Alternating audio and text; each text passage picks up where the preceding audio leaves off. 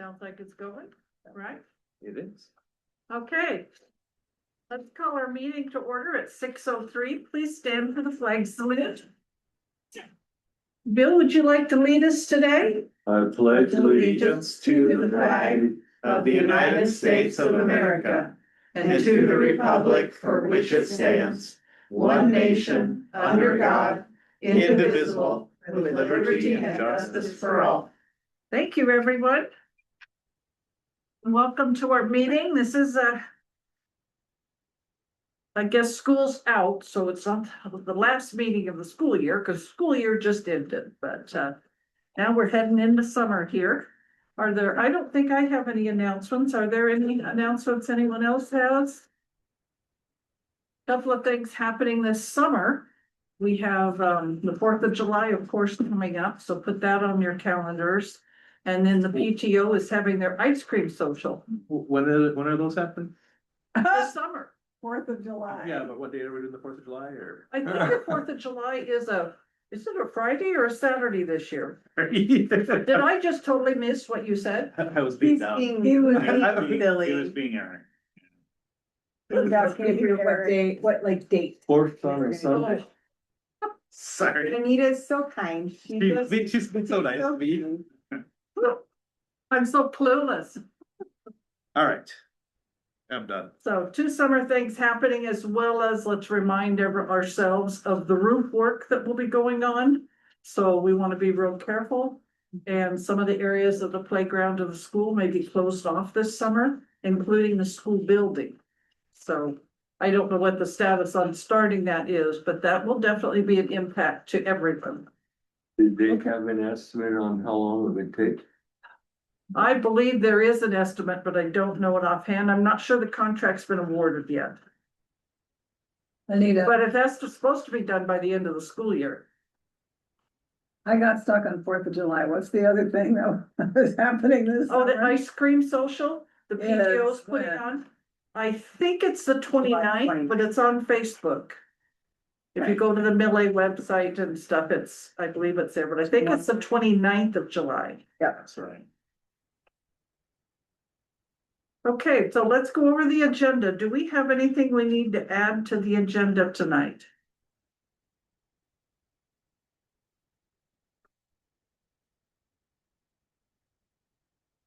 Are you doing this or is this just talk about? That's item number 3.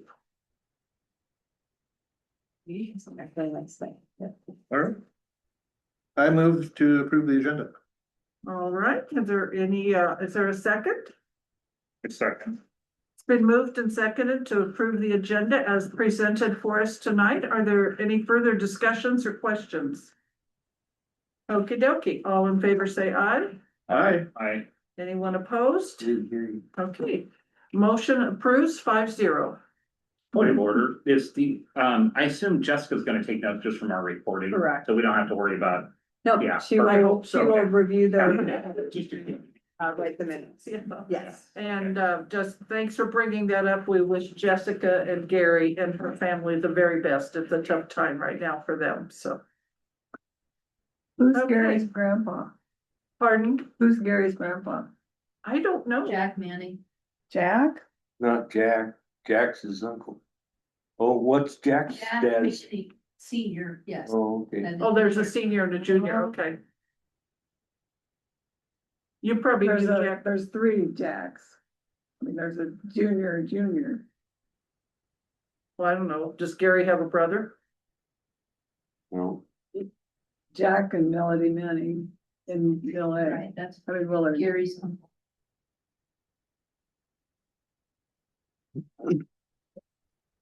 Sorry, I only know Gary. Oh, okay.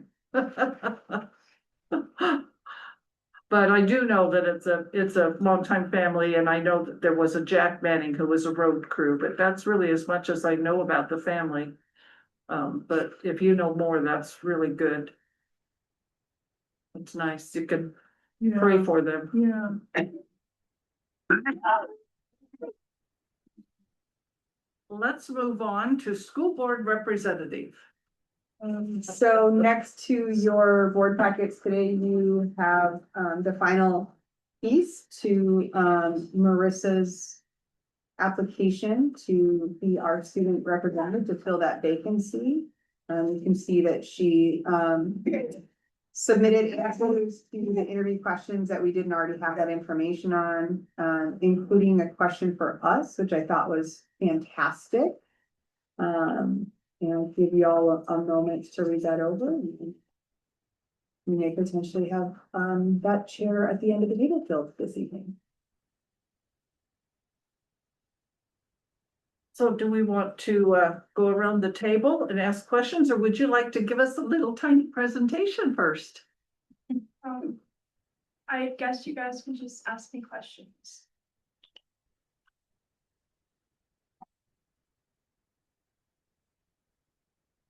Yeah, I reviewed before we started the materials that we had here, which I think are kind of the answers to these pre-done interview questions, which is great, Marissa. Thank you for putting that together. I think it all made sense. And then I think, as Kelly pointed out there, the last one is like, does Marissa have any questions for us? And this was something I noted when I reviewed our procedure, or it wasn't the policy, but I think our interview outline, there's a report that would be contemplated being prepared each month. And that was new to me, so that was interesting. And what that is, I'm not sure if we have a prescribed format for that, or I guess that's for us to answer here. Yeah, So would that be a report, not to the board, but back to the student? I envisioned it more of just Marissa providing us with an update of what was happening. From the Okay, like okay. similar to the superintendent's report, but from the student perspective. Yeah, and I think we would have not saying a lower expectation for you, but it would be more like, this is what I'm seeing, this is what's happening in the school from a student's perspective that the board may want to know about. So some months it could be 3 sentences, and some months it could be several minutes, depending on what's going on and what you feel is important for us to hear, or a perspective you feel is important for us to hear. And Marissa, I'm happy to collaborate with you on for as long as you would like, or until you feel comfortable. And even let you know like what I plan on presenting, because there may be some things that we are both excited to share, and then I can defer them to you if you would like, and we can kind of coordinate for the first few, if you're interested in that. Yeah, I think bringing questions to us that the students might have would be really good too, or Yeah. suggestions, solutions and things like that. I'm curious if you can give me a sentence of what's mechatronics. So mechatronics is a really interesting field in engineering that combines mechanical, electrical, and computer engineering, and it's used in like automations and robotics, and it's a really cool field because of how broad it is. Wow. Mechanical, electronics, and computer. Wow. Good for you.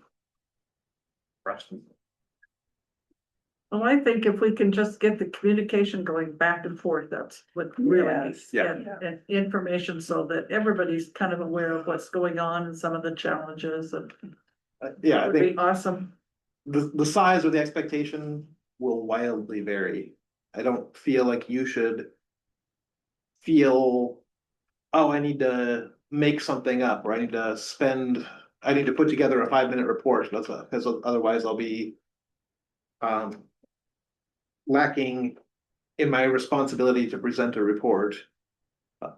If there's an important view for us to hear, something's going on, and I would say a lot of the ASB stuff would be very appropriate to take away from Kelly and and tell us yourself before she can. I'll just share my secret. I have a board report template that's about 37 slides long. So that I kind of have tracked out all of the things that like I handle. So like schedule, events, ASB, like, right, like all the things that maybe like you would be doing. And then each month I just figure out what I actually have something to say about and then delete the rest. So it could be like the weekly newsletter and whatever is important, but we can definitely come up with something that can get you started and make you feel comfortable and also like be in line with what Eric is saying, like just something that helps them understand what's going on with the students that's coming directly from you instead of through me. I wouldn't panic. I mean, if you don't have it written, that's okay. It'll be part of the minutes. You know, so, you know, I just finished mine 3 minutes ago, so. I was late. it's just the communication, however that happens to take place would be great. I'm sure she will have amazing ideas once she gets a chance to brainstorm. So we are at the point where we can make a motion. What? You guys have any more questions? I'm good. You good? I move, Anita, that we appoint, yeah, Marissa Miller to student board representative. I think that's awesome. Thank you. Is I there a second. second? Joan seconded. All right. So are there any other further questions, comments, concerns, or anything? Anything you'd like to ask us before we officially appoint you? All right, thank you. All right, all in favor, say aye. Aye. Anyone opposed, say nay. Okay, it passed 5-0. Congratulations. Marissa, that chair this evening is yours. If you would like to come join us up here, we'll work on getting you a name tags by the next meeting.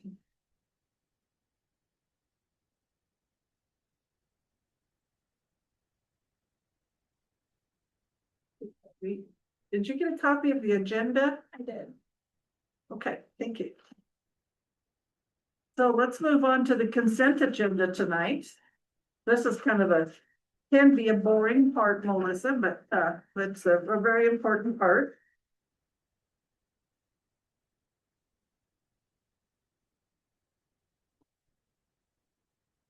Nothing here is boring, Anita. We make it that way on purpose.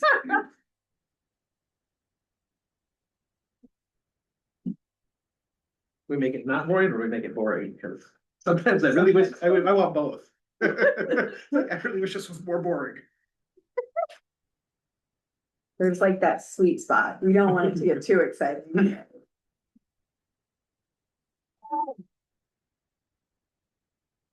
So Kelly, there's a couple of financial things in the May 11th minutes, and I want to make sure they meet your needs. It's the that's explained properly there. Mhm. And then on the transfer, the $200, I don't know if that got passed on to Kristen It did. or. Yep. Okay.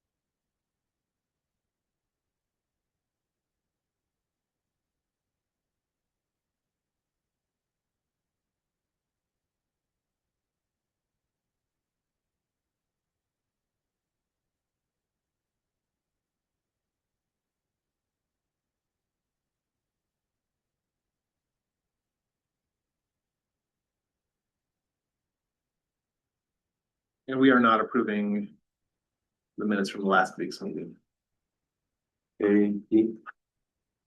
I think we have two sets of minutes. Just the May 11th and May 11th and 18th, not the, Because we made our budget meeting a special meeting, so we have those minutes too. The 11th. yeah, the 11th and 18th. We don't I have was saying, we don't have the 7th of June yet. correct. Well, I found some minor typo somewhere, but I can't didn't take note of it, now I can't find it, but it was minor anyway. I think that I'll get with the minutes for my part. So, You know, with the minor typo. Yeah, that John found fixed, This can be located. when it's, yeah. I have it up.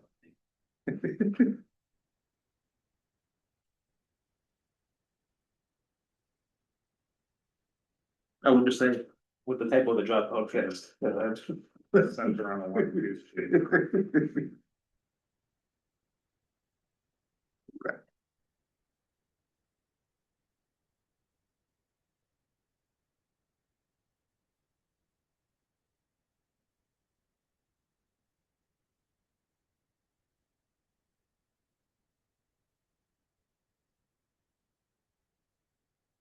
Swank movies, ooh. Oh, are we there yet? Are we past the minutes? Move on. That's where we get some of our movies, huh? So that's actually one of the things I've highlighted, Anita. It's like you are the perfect transition. That is what gives us license to show movies in all the classrooms and things like that, so. It's an annual item. Well, somebody named that company so people wouldn't forget. I guess. And then if we are ready for things on the invoice listing to point out, there's just a couple of things that wouldn't normally be on here. On page 3 of 7.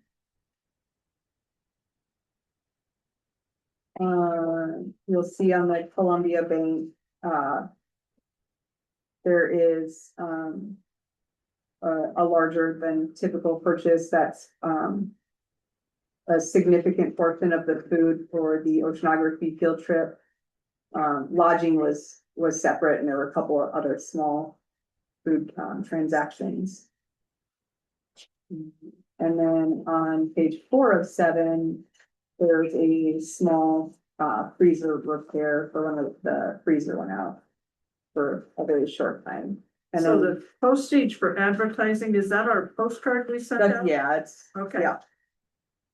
And then Anita already pointed out the movie one on page 6 of 7.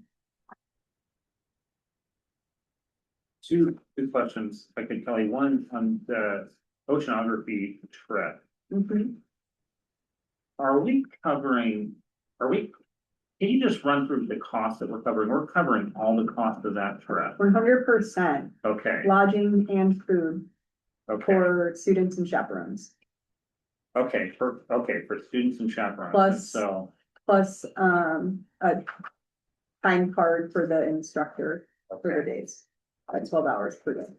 And does that include the weekend days as well? Out of curiosity, yeah, okay. And so it takes place over the weekend. Okay. Yeah, and this year Friday was a non-contract day, so it included Friday, Saturday, Sunday, and Monday. Gotcha, okay. And so, and it's all the food, like if they're going out or if they do food at the house or whatever. Yeah, so they typically from the records that I was able to see and then what happened this year, they typically do some grocery shopping Mhm. and then also go out to eat. Okay, perfect. And then can you just run us through that? I don't necessarily want to get too far down this rabbit hole, but the reimbursement of our loan program for you, is it on a reimbursement? I just wanted to make sure that that's working according, and I don't have that agreement handy, but that's work, so you're kind of paying whatever expenses under that program and then the district reimburses you, and that's how that works. Yeah, and Kristen's got, so when tuition comes due, I pay it and then I send her a shot of my account with George Fox. Perfect. And then I get reimbursed and then she also updates me on what is left in that fund. Yeah, perfect. Okay. On the movie rental thing. Or movie license, is that? You gotta get a license and then be able to get movies or? Yeah, so we can show movies, we can do, it also will cover like PTO events if we wanted to do a movie night for the community and things like that. You know, Bill, we have to be very careful when I was just doing things for a short while. Lisa advertised on our website for kindergartners and K through 2. supplies, and she used the same photo that an ESD had done it the year before, and so she just used ESD's photo. And we got a letter from the attorneys who had the patent for that photo, and they wanted a lot of money. Yeah.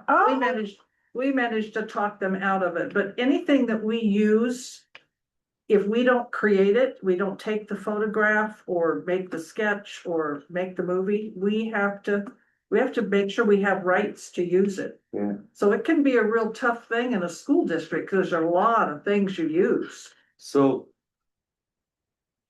that's just a license to be able to play the movies. It's not rental for the No. movies either. No, it's for, so. If you own like a DVD or a VHS, Yeah. you have the rights to play that for private in-home viewing. Not in a school, not in an event setting, not in anything else. And the penalties for not doing that, not being licensed, are pretty steep. Yeah. And so then there's a program called the SWANK that you pay one time for the whole school for the whole year for multiple movies to be able to show movies in a classroom, show movies at an event. It just covers your licensing for like a classroom display of a movie, like if you had a movie party, if you had any of those types of things. So how often do they have movies? Good question.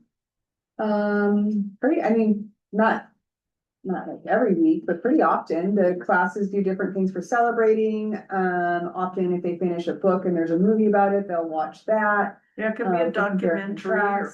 contrast.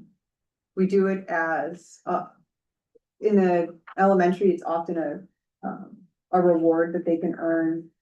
And then they also will show them sometimes, for academic purposes, especially at the secondary level. Okay. And then some of the like the lock-in, Yeah. they'll show movies for the kids to watch, and it's like $5.95 for the whole school for the whole year. That's pretty good. It's several $100s to have the rights to publicly show one movie. I Yeah. just Yeah. getting an idea of what. But yeah, it's something, you Maybe know, we don't think you about just it. don't think about it. There's a lot of little tiny things I like didn't that. realize they watched that many Yeah, Well, a movies. lot of them are history, a lot of them are documentary, educational. They're not just like, entertainment necessarily. I'm sure they're, like for the lock-in, I'm sure they had some entertainment ones. Right. Yeah, I don't mind. I just Well, we was should have a checking movie out on to see Sunday. if they were using it enough to justify that. Yeah. We are. Well, I think it's like we'd only have to show 2 or 3 movies, and the whole year rental is cheaper Yes. than paying for it. One is, it's really nice to have the connection between, like a book that you just read and then watch the movie, because it provides a really great opportunity to compare and contrast the difference and really dig into the content. So that's, How many movies do you guys watch in your classroom? You a year?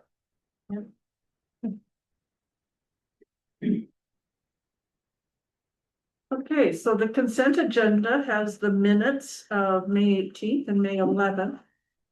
It has a salary for the month of June in the amount of $122,910.77. It has the AP check register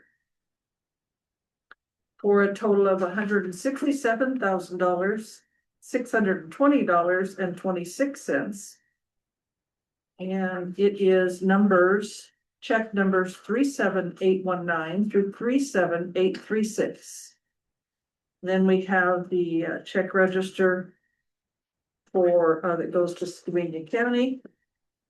Check numbers 588 through 589 totaling $914.89. And then we have the check register, which again goes to Skamania County, and this is the one that has all our flies and stuff on it. And it is check number 42975 through 43000, totaling $22,619.26. Would anyone like to review these specifically. It's just slightly different than what's in our book. I mean, the invoices aren't different, it's just, We'll sign those at the end. yes. Yeah, I would move to approve the consent agenda items with the amounts and the check ranges you just laid out. I'll second. Okay, it's been moved and seconded to approve the consent agenda as presented. Are there any further questions or concerns or discussion? All right, everyone in favor say aye. Aye. Anyone opposed? Motion passes 5-0. Thank you, guys. We, instead of passing around during talk, we started doing it all at once at the end, so so everybody can pay attention when something is talked about. So we'll pass those around a little later. Let's see what's next on the agenda. Public comment.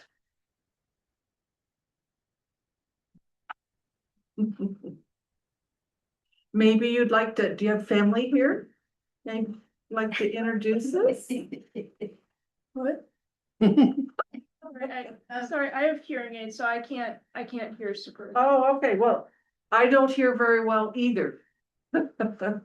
I was just wondering if there was anyone you wanted to introduce during public comment. Well, this is my mom, Ellie, my friend Amelia, and then her mom's social. That's second mom. Yeah. Well, thank you for joining us and for supporting Melissa. Marissa, is there anything that you wanted to share tonight? Or you can say, no, I'm good, but if there's anything, I want to make sure that we don't roll through that opportunity. A lot of things that like I would have brought up were covered in the meeting that you had with the students, and I feel that that was a very productive meeting and that it shared basically what students think, and that was just a really good way of covering and like getting the student opinion. Thank you. Do you want to speak a little bit about what we talked about at that meeting, or I can cover it during my report, whichever you prefer? We talked, we got like at least most of the school together, and we talked about what we would like to see in the schedule for next year. Because a lot of students found that the 1-period schedule wasn't working for their classes. Such like in my biology class, the lab is usually 3 periods, and so having it in 1 period wasn't working out very well, and we ended up not having enough time to finish our labs. And so we all agreed that, you know, a hybrid schedule would be better because some classes do benefit from the 1 period, such as like PE or music. And we also talked about what classes we wanted to keep so that, you know, as you said, Mystical, that we didn't trade for the wrong things, and that we keep what we wanted to keep, while also hopefully improving our schedule to how we think it would benefit us. The students shared with me how impactful it is to have the arts interwoven with such a demanding academic schedule, that we need to be mindful of how the classes get stacked for them, and that it can be really challenging to go from like calculus to a really rigorous science class. And so we talked about trying to separate those when we can. They talked about how much they really enjoy starting and ending their day with electives or courses that maybe aren't as demanding, like PE, music and band and art. We talked about the need for certain classes, like Marissa was saying, to be longer, and some do better each day. And we even talked about some of the math that like we would defer to Dr. Harb on what he thought would be better for certain types of math to the best of our ability. Yeah, I think it was really productive. They provided a lot of feedback. I provided a lot of candy. I'm gonna be there next time. I think it was really wonderful to be able to get all of that information as we were trying to finalize the schedule. So thanks for sharing that. I'm curious, why start the day with, start and end with something art or music? You or me? Well, it's really, at least for me, I go to robotics right after math, and robotics is my last class of the day. And it's really nice because math is more of a heavy class, and so it's nice, like right after a heavy class, to not have something that uses as much brain power and is more just relaxing, like a more relaxing class where you can be more creative. And starting the day, we don't like start super early, but it's still nice to not have a heavy class like first thing in the morning. So We don't know we can avoid all of that, like we Yeah. talked about, but we definitely have a draft schedule that will, that does incorporate keeping that end of the day. Elective for students, and it kind of separates some of those heavier classes. Which is Okay, really thank great, you. yeah. Well, I really appreciate you and the fellow students that got together to have those conversations. That's really great. Every year is so different here, and it's one of the unique things about PCIA and our district. Yeah, I think it's great, Marissa. I'm curious, like just over the last months, I've sort of learned, I think, how difficult the schedule is. Maybe you've seen that in the meeting. It's like, yeah, you kind of, I would imagine each person comes to it sort of with like, oh, this is what I would like. But then it's like what you like doesn't work as well for this, or we got to get everybody across, the graduation. It's like kind of making it all work for everybody is quite yeah, it feels like quite a challenge. So it can be ambitious, but it sounds like we have some great ideas that came out of it. So excited They to hear really more. helped set the priorities for finalizing the draft. It Mhm. was lovely. Awesome. Okay. Well, before we go on, we should make sure, I forgot to make sure if there was anyone online with comments, public comments. All right, thank you for joining us, folks online. If there's, we have another public comment session towards the end of the meeting. Well, wait, social just got here. Hey, Yeah, are you gonna tell us about your ice cream social? no, why are you? PTO is hosting Midsummer in LA again this year. This is an idea from Mrs. Lundy. It's just a way to encourage folks to come up the hill and say hi to friends and future friends. So that's July 29th? 29th in the evening. And eat ice cream. Ice cream, kickball, just a good time. So come on down. Okay. All right, thank you very much. Anything else? Now we get to move to the budget. Kelly, thank you. Not a super exciting budget report for the current budget. We are basically right on track. I'll give you a moment, and if you have any questions.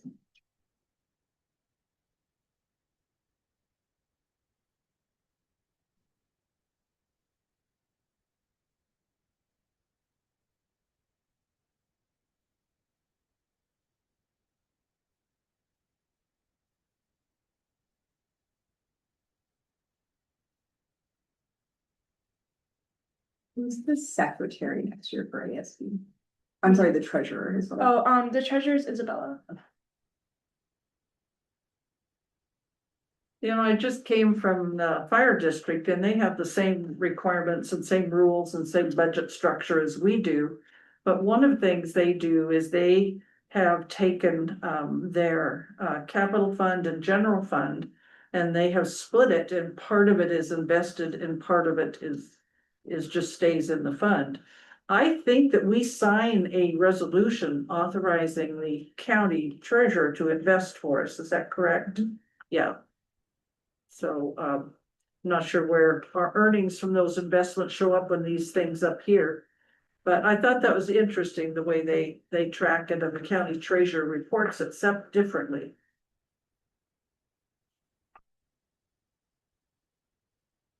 Okay. Anything else? Any questions on the? And no questions for me on the current budget, although I think we may be hearing something on the new budget as well. So the ASB budget does show that, guys, that was probably the, $1,000 for something that this last month. What that was for, maybe it was for lock-in or one of those other events or something. I'm pretty sure it was not. Lock-in, yeah. So What'd she say? the ASB had a line item that covered expenses for the lock-in event on the current budget report.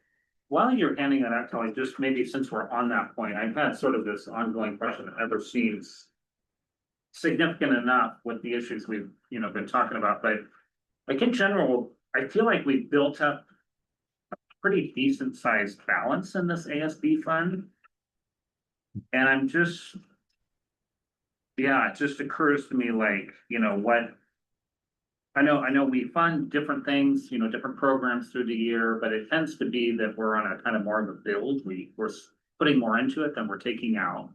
And that's not terrible, but on the other hand, we're building this and it's unclear to me like what we're building it for, or if there's some things that we could be doing within the school and its programs that maybe lack some funding or support where the ASB could do that. And I don't pretend to know all the rules about that, but I think in the past, we have spent more on the clubs and things like that than we have done in the last couple of years.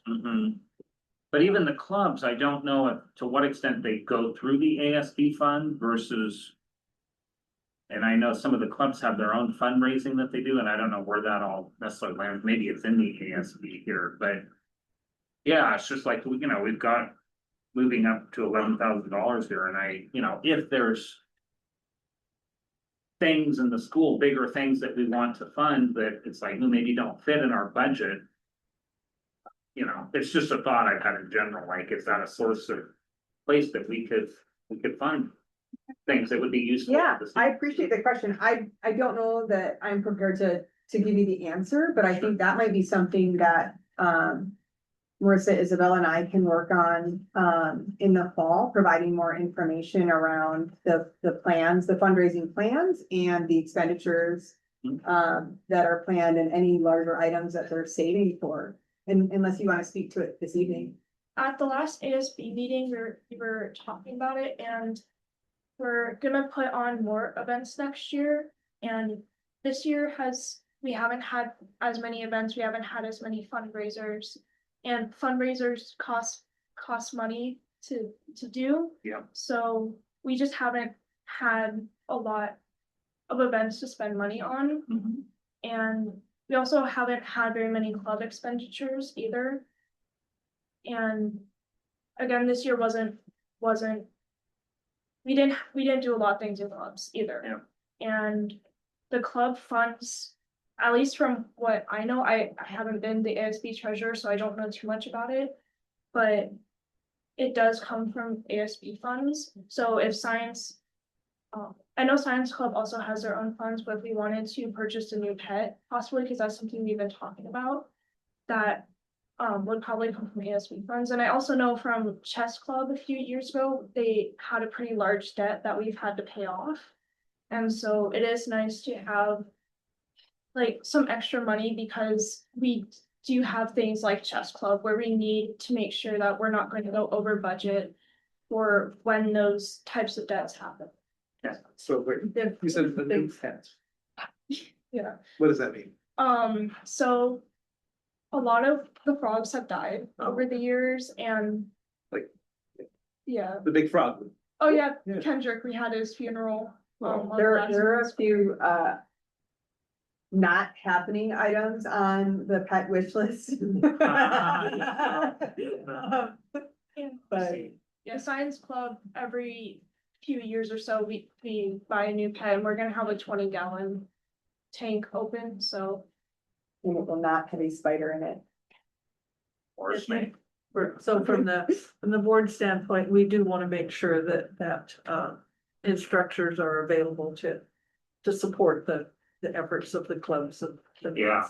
Yeah, it's not like a pressing, but yeah, I think it'd be great in the fall when we get going again, and if clubs are looking for things or reinvigorate some of the clubs, like, yeah, I just think those funds are kind of there, and like, And I think this year there was a new idea that was presented by ASB, the monthly activities. Yeah, And those were all done in-house. So each month, the students either ended their day or on a Wednesday with a PCIA-wide student activity. And they chose things that they didn't cost any money. So they did nitro ball. What else? What else did you guys do? we've done alternate frisbee. I honestly I can't. feel like nitro ball was a popular Yeah, one. I nitro feel like ball nitro ball happened several times, so. They chose to do events that didn't have any investment necessary, but I think as that activity picks up and is more planned for, there might be ways to even enrich that. Perfect. Okay, yeah, thank you for. That's Scorpion. I'd be okay We with that. wish. Okay. There's a few of us who really want those pets, but It's just not a spider. It's not- Big old salamander, like a salad of other, No spiders, no rabbits. It's my, no rabbits. I'm super allergic. Oh, I thought you were gonna. I'll never be able to, although now Mr. Van Duzer might be like, wait, you can't come in my room? I'm getting 7 rabbits. I thought maybe you were traumatized by the Holy Grail as a child. No, I'm just, I'm very allergic. I just need a little help because we do have a letter from a member of the public that I meant to read the first public comment, so please remind me and I'll read it at the second public comment. Okay. Don't sure. want to forget it. Okay, next year budget. Okay, next year's budget. We're almost there at the last meeting, and so there are not a significant number of changes from the version that we saw a week ago. The board decided that they were comfortable budgeting for the lower Title I-A preliminary allocation, but not making any major changes based on that this year. So you'll see in the 26-27 year, the impact to general fund balance is negative 235,951, because that includes the 200,000 into capital projects funds. We maintained the capacity to continue on tech, with the understanding that that would be towards the end of the budget cycle, depending heavily on how the Title I-A funds end up shaking out, with hoping that the federal government gets our student count correct and funds us at an appropriate level. And then Eric, I know you wanted to see a tech adoption cycle. I don't have that prepared for tonight, but I will at the next meeting. Options like, Not the tech adoption cycle. He wanted okay. a more formal plan of what that would look like, and it's in very rough draft, so I want to have just a little bit more time before sharing it. Okay. But we do have the full F-195 printed and ready to go, if anyone would like to peruse through all. Possible to cut digitally. yeah, I would assume so. Yeah. Trying to see how many pages it is, a lot. Yeah. I think it's like 89 pages for one of the documents and the other one's like 15, but this is the draft that would be available for the public to come in and look at if they were to choose to do so. We need our accountant to look at it. Well, I know, that's what. I'll probably do it Have to after put the it fact. on. But yeah, if I can just get ultimately the digital one, that'd be wonderful. Yeah. Yeah. Okay, yeah, then you don't have to hold up for. That's pretty much it, because there weren't a significant amount of changes from last week. Just moving forward with what the board decided. So we do need to, if we feel we're ready and we don't need any more discussion on our 5-year budget plan. Then we need to approve this budget as our approved proposed budget that is available to the public and will be submitted to ESD no later than July 10th. And John, for the record, I got that this afternoon about 2 o'clock. Oh, I'm So sure. there was not time to send it out. Yeah, so we're just kind of a slave to the. Yeah, so then, so the process then goes, and then we will have our public hearing at the next meeting. our next regular meeting will be the public hearing on the budget. And then, we take in those comments, work on that budget and approve it as our final budget.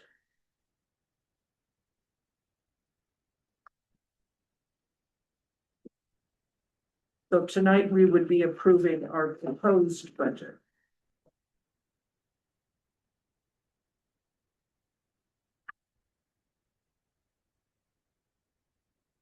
Yeah, yeah, I mean, I think, I'll still probably look at the detail more digitally later, but I think what we have on the summary here is consistent with what we last talked about. I'm gonna ask a really dumb question. What is this? That one, so that document shows. The budgeted amount in the blue for the proposed budget. Then previous year, the budgeted amount and then the activities. So previous year is the year that we're in. And then previous 2 years is last year and so forth. So the blue is really what we're looking at projecting for the 26-27 budget. And it gives you the other columns so that you can compare it to what we have been budgeting and what we have spent. I will say over the last, going back a couple of years, there have been a few things that have moved categories. So if anything really jumps out at you, please let me know. But we have tried to make it more transparent and align some things that seems to be in categories that made it difficult to understand how the money was being spent.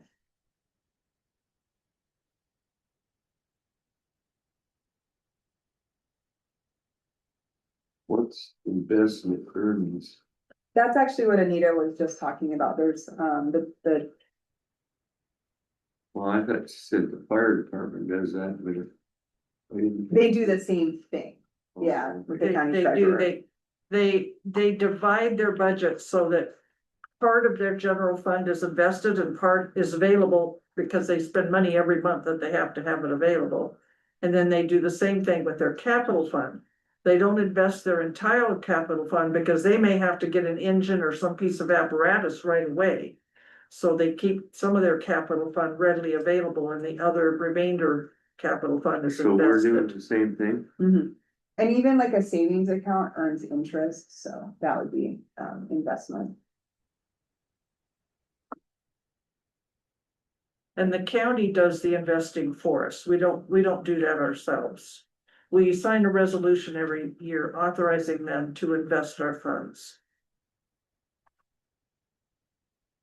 And so they balance their investments with how much we need on hand.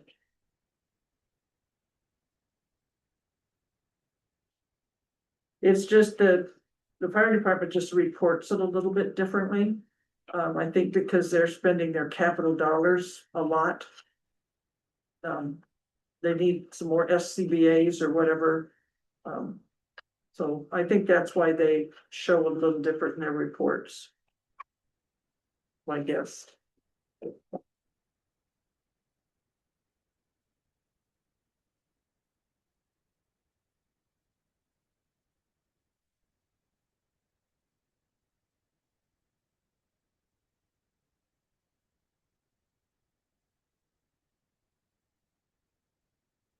And if there's a minus, that means what? Pardon? If there's a minus, Well, we must have lost Yeah. money in that category or Yeah. something. There are times when we'll exceed the budgeted amount in one line item, but then we typically will underspend in another line item.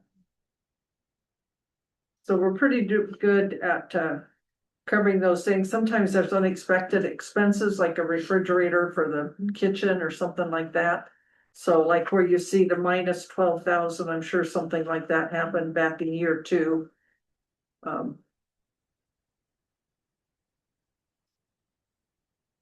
Yeah, so like this year, we purchased some technology that created a cascade of challenges for us. So we ended up purchasing additional technology for the teachers that we hadn't budgeted for, so we overspent in that category, but we offset it by underspending in different categories. So Kristen is very good at letting us know how much you can spend. And how much there might be available from somewhere else, so it's okay to buy that refrigerator or whatever it is we might need unexpectedly. Unexpected, unplanned expenses. That Kristen, of course, is our budget manager, business manager.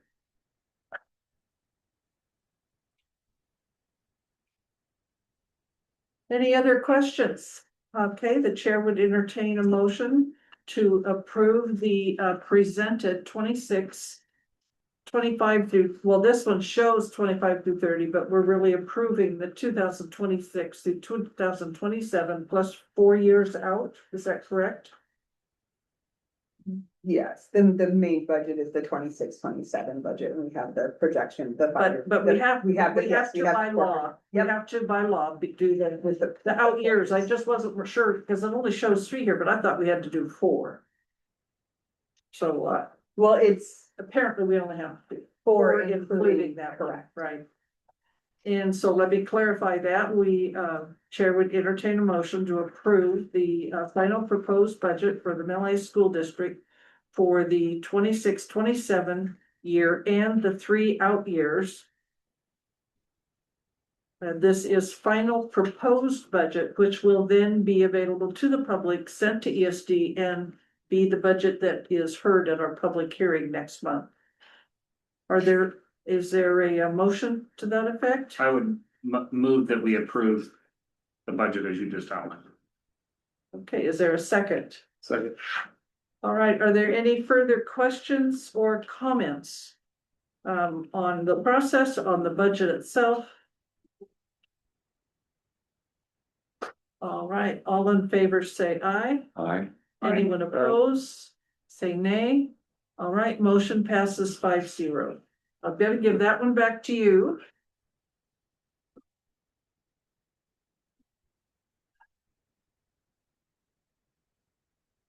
And again, as Kelly indicated, this version of the budget is available to the public upon request. Come in and sit down and bring your magnifying glass. Yeah, some of it's kind of small in places. All right, let's move on to the superintendent's report. I'm gonna join the meeting. Eric, would you let me in and then share the so I can present?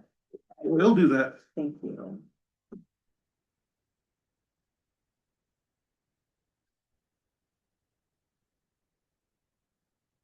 Or I'll say. That would have been to kill us, but. I mean, that make the meeting shorter. I did click advance. It's my, yeah, There you go. I'm on my way.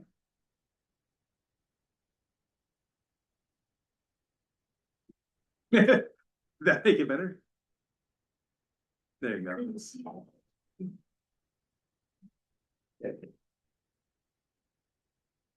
Awesome, thank you.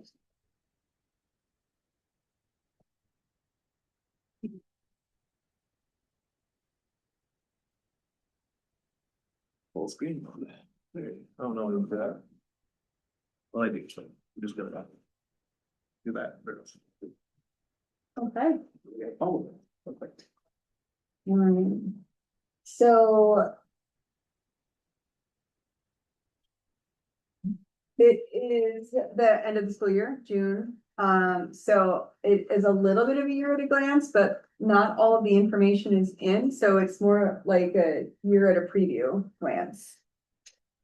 So we had an amazing graduation ceremony, and 8th grade promotion and some other wonderful events that I'll mention here.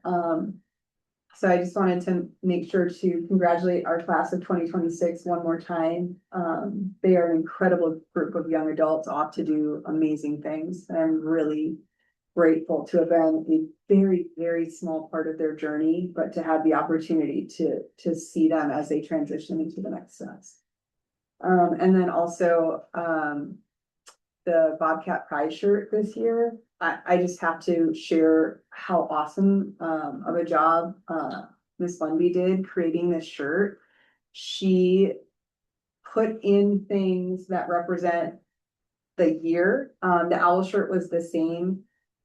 She was really mindful about things that were meaningful to the students and staff. And so just a couple of things on this one, like we started using bobcat paws this year as positive reinforcement. So there's tiny little bobcat paws up there. And we did a lot of things around like flower power. Students made a lot of flowers this year.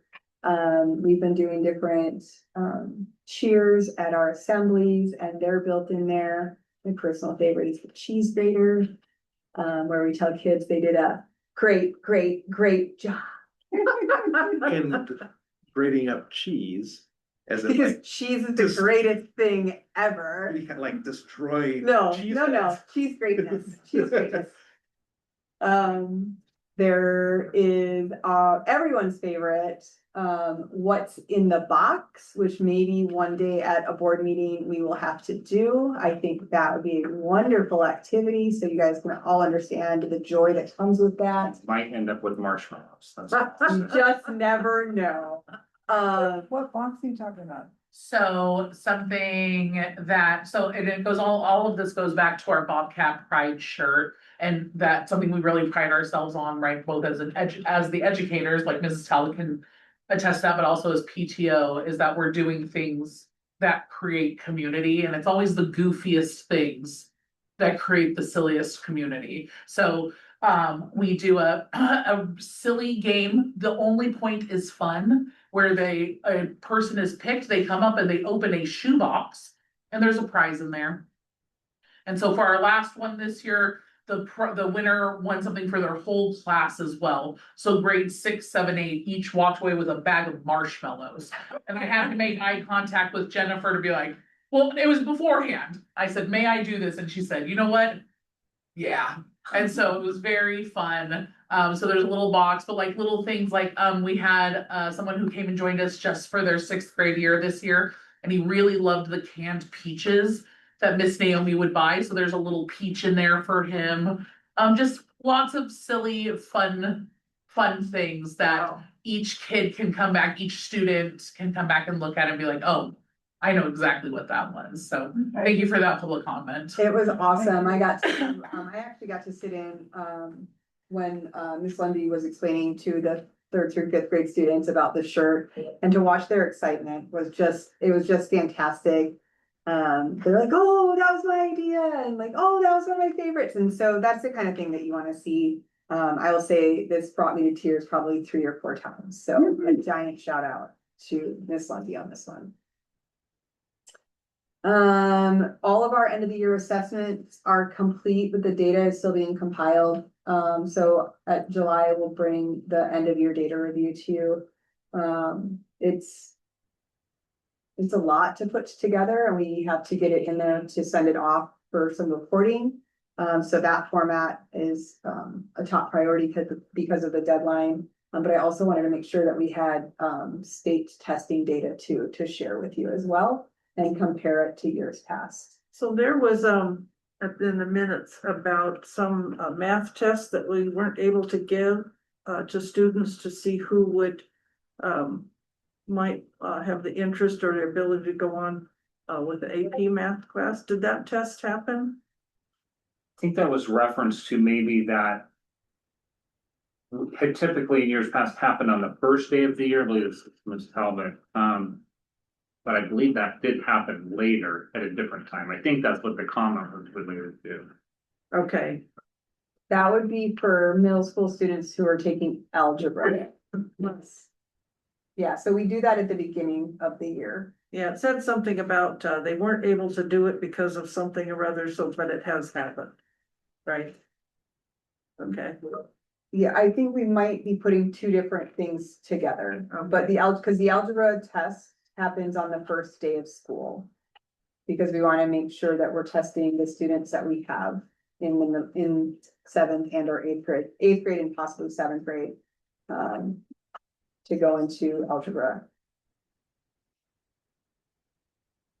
I will find it Okay. later. I will find it later. We do not need to hold up the meeting. We had a plethora of activities over the last just couple of weeks. We had graduation, we had promotion. PCIA spent their last 2 days of the school year doing awesome, fun things. They went to the zoo. We could not convince them to all wear matching shirts. Guess they're Hard old as we enough tried. after.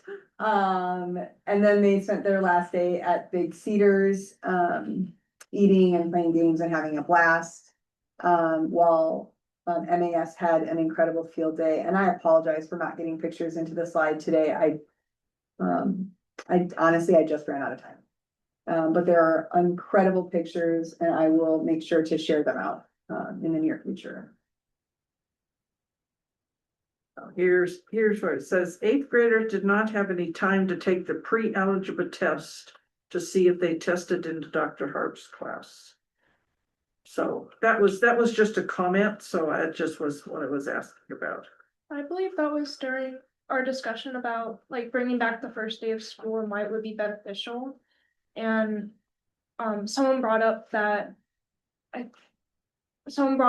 would give the 8th graders more time to take the test to see if they tested into it and not like be behind the first few days of the algebra class. Thank you. Awesome. Yeah. Thank you. Thank you. Let me interrupt you there.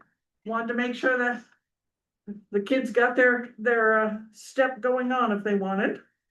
The PCIA admissions committee met and reviewed applications.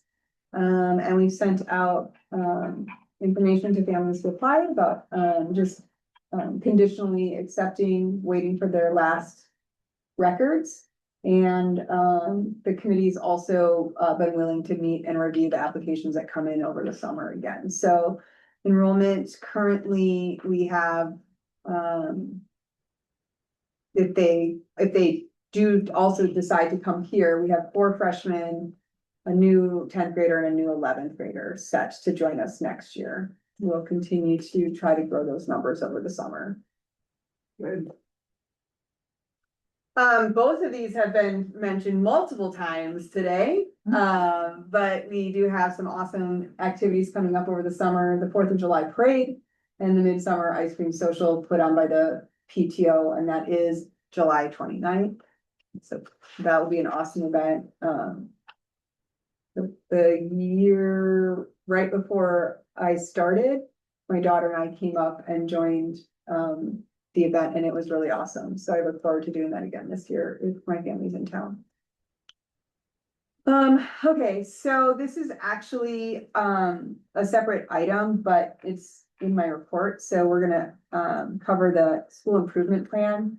The building leadership team met to discuss the 26-27 school improvement goals. This is something that we do each year. These are the draft goals that we came up with. The full document will be compiled and sent off to OSPI. PCIA wanted to write a goal around creating a school-wide master schedule that ensures students have access to all necessary coursework without being overloaded, using a balanced approach to academics that supports students' mental health. They thought it was really important for us to come up with something that would create consistency in scheduling year over year and semester by semester, because it takes a significant amount of time to do that. And if we can chart out a path where students have choice and voice and an option to both high school graduation and their DTAA, we thought that consistency would be helpful. You could lay out for incoming freshmen, like this is what your next 4 years looks like. So they will know what's going to be required and where they'll have some options. We wanted to continue our multi-tiered systems of support work and switch it from implement to utilize, which is kind of that step of having the framework and then ensuring that everyone knows how to use it and is using it. So that is the same goal from 25-26, with the exception of the word utilize is new from implement. So, which I have to go back and change the year. I see that now. Fully utilize the MTS frameworks, and that should say 26-27 school year, including a referral process, which is not a discipline referral. It is a referral for support. data monitoring, monthly progress review, and progress monitoring cycles to ensure all students are receiving supports necessary to thrive academically, behaviorally, and in attendance. And then to continue on with our attendance initiative to try to get to that statewide goal of 90% of our students attending 90% or better. So does our school improvement plan, or is there a plan that we utilize to ensure that students are doing and have the support to do and the encouragement and all that, and the enthusiasm to do their high school and beyond plan? Well, the high school and beyond plan it's a graduation requirement. Right. So they are doing it. We piloted the new system that the state is requiring schools to use starting next year, this year. Is it part of a class, or do they do this during study hall? They do it during learning teams. Learning teams, okay. Yep. Okay. And it was definitely a bit of a bumpy ride this year. Being part of a pilot often is. But I think that we've got some really good plans as far as how we're gonna structure learning teams, to support, especially the instructors being comfortable guiding students through that process. Well, anything's bumpy with the state, so that's my viewpoint, but I think that that's a kind of a cool process now that I've kind of adjusted to it, and it's great for students because they can change it anytime they want. So it's pretty exciting. And then MAS, very similar, the same goal around MTSS. Continuing to move from implementing to utilizing, the same goal around attendance rates. And then continuing our work on utilizing the newly adopted ELA curriculum. A new curriculum can take a while to become proficient at. So very much a set of goals that is continuous from the 25-26 school improvement plan.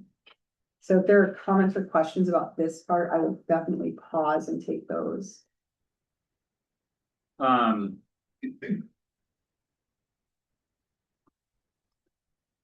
Maybe back, it's probably more of the PCIA one, Kelly, but I'm curious, like, so this was worked on in conjunction with the BLT then, that kind of the internal team.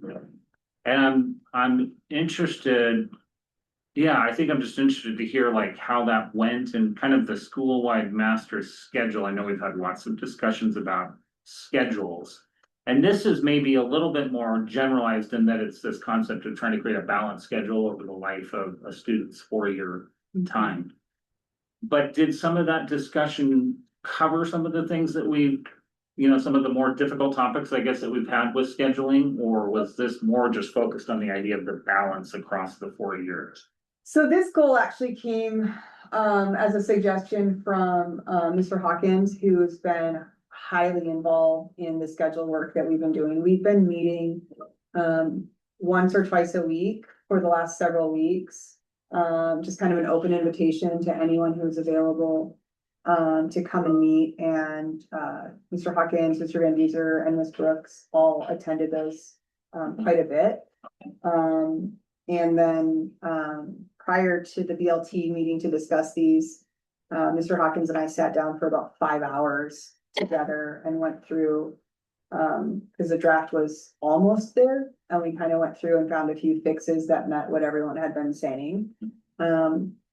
What we will continue to need to examine is if we are able to have it as like a charted out course to create some consistency and to take that workload off of everyone's plate, because it, like you said earlier, it's a significant investment in time to create a school-wide schedule. And if we can kind of make it more plug and play in a way that it's going to meet students' needs, and give the instructors the ability to teach what they want to teach, that what students need, and kind of put those two things together and have minimal changes each year, I think it will really lighten our workload and be beneficial for students. And that's kind of the heart of this goal. And it came directly from the team that was working on that. Yeah, interesting. So like, and I mean, I think that would be great, right? Like that seems good to kind of have it somewhat templated for each year. But at the same time, yeah, I can sort of see where that's a challenge at the same time too, because you know, we think of PCIA in particular, our student population is kind of changing and what their needs are, so it. Yeah, and it's really based around graduation requirements and DTAA, right? So we know that students have to have 4 credits of English. We know that they have to have 3 credits of math and like, right? So we know what the minimum is to graduate high school, and we know what the current requirements are for the DTAA. And so it's less about which class, because we want students to have a lot of say in that, and more about where they will go. Like, right, so like 9th graders will start in PE, and then they will move to science, and then they will move to like English. Okay. So as the science program develops and changes, what they might be taking might look different, I see. but we know where they're gonna go in their day, Okay. right? The So subject area might be a little more. yeah, so for example, this year's or this coming year's seniors are very interested in statistics. Mhm. And so it just says 12th grade math. Right. And then Dr. Harb will know what level they're at. Whoever's working with students on course planning and advising and learning team advisors will sit down and we'll all work together to be like, okay, this is the course that needs to be plugged in for that cohort of students. Okay. So there's a clear progression for both graduation, but there's some flexibility in what classes based on what students take. So like on the draft, like Miss McClarney's just says fine arts. Right. In every block that she has a class right now, it just says fine arts. Because we don't know yet what classes she's gonna choose to teach. Because it might be drawing, it might be photography, it might be band. We're gonna let her build her program. Mhm. But we know that they need to be made available for students, and we know that students will be able to choose that.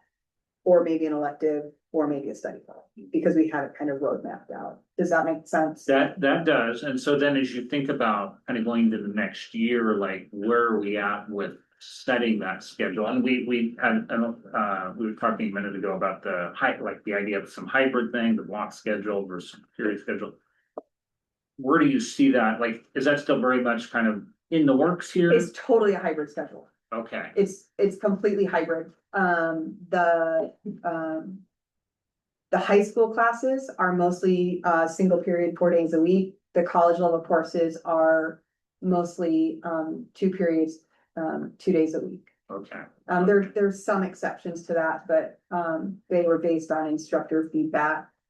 okay, So, and we even mentioned, when we were talking in the meeting the other day about, that was one of the things that came up was like, statistics. Dr. Harb would prefer to teach that 4 days a week. Even though it's a college level math class, that was his preference. Mhm. And so like some of them could go the opposite of the others, but it would be really based on the instructor saying, this is how to teach this class best. Okay, Yeah, okay, but it's all of the college has a way to, all the college courses are scheduled for block. gotcha, okay. So Okay, once Kelly has it all figured out, which it might be July or August, but then we go through the formal process because we have the obligation of authorizing the allocation of staff, both certified and classified, but that, I'm thinking maybe we might talk about it even in our retreat, but whenever it's ready, but I don't know when it's gonna be ready. Marissa, you had a comment? Is there a copy of this improvement plan available? There will be. When it's all typed up. Yeah, there will be. I have a question about when kids come in their first day in high school. What is it that they're expecting? I mean, are they expecting to take college courses or? Our freshmen don't take college courses, our freshmen all take the prerequisite courses to be ready for the college level work. So freshmen are taking all high school level coursework. And then also the start of their sophomore year would be all high school level. And then students who are ready for the college level start to take those the second semester of 10th grade and then 11th and 12th grade. Okay, well, And I think they pretty much choose if they wanna take the college level Yes, portion of a right. class. They're taught, what's called dual credit, basically. So they're taught for the college credit and the high school credit, and students get to decide if they want to take it for college credit or if they just want to take it for high school credit. And then the work that they are required to do looks different based on whether or not they're getting college credit or high school only. You said something about when kids come to school first, and I missed what you said. I don't think it was that, but that's okay. No, I'm actually glad you asked that question because it reminded me, I meant to say it earlier when we were talking, but it jumped out of my head. We also had for the first day of school, a proposal sent to the administration about having an alumni welcome back event on the first day of school. And so this class of 2026 graduates will be invited to come for an hour and a half on the very first day of school and act kind of like brand ambassadors and liaisons, and have a chance to get to know the new freshmen and kind of be that like older mentor and sign their yearbooks and some other scheduled activities. So I thought Well, was that pretty probably cool. doesn't include you and me, right? No, it does not include them. I think they would love to just have that time to start community building right off. Since we're alumni. Right. And Marissa, to fully answer your question, once the full document is typed up, it gets sent to OSPI and it will be available. But there's data that has to go into it, like free and reduced lunch and a whole bunch of other information that just takes a little bit to compile. Thank you. And then just kind of a idea of what's coming ahead. We've talked quite a bit about it already, but we're gonna finalize the 26-27 schedule. The draft is ready. So big shout out to Jeff, Liz, and Ryan for all the time they put into it. The reason it's not quite published yet is because I haven't had a chance to go through and ensure that it meets the needs of all of our returning students. Like, I just want to absolutely double check that there are no hiccups where someone who's gonna be a senior, junior, or sophomore next year wouldn't be able to get the coursework that they need before we publish it. But I think it's solid. I think we've thought of all of those. I just haven't done that final check. We've got some building maintenance and safety and tech projects over the summer. We'll continue planning for staffing and the schedules and student supports as we look at enrollment. We know that Miss Naomi is leaving us, so we'll be hiring to replace her with a cook position. We'll continue working on our different supports, planning our professional learning, required training, and getting those pre-service days scheduled, and hopefully scheduling a summer board retreat. With ice cream. Maybe with ice cream. And then, as always, I'd just like to have a closing thought. I just want to continue to express my appreciation for student, staff, and families, and to the board for the work, care, and commitment everyone's shown throughout the year. June is such a great time of celebration and reflection. And I'm just really proud of the growth that we've seen across the district. So as we continue to look ahead, we're going to continue building systems and partnerships, and student-centered practices that support strong outcomes for all students. So please know you have my heartfelt gratitude and thank you for all of the support for both Mill A and PCIA. Thank you, Kelly. Thank you, John. And that is my very long report.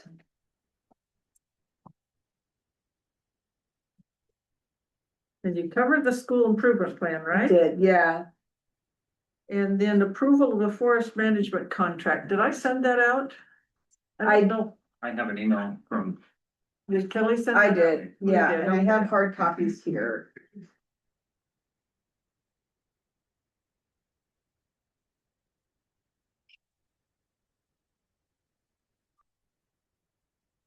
So there is both a contract and a permit application.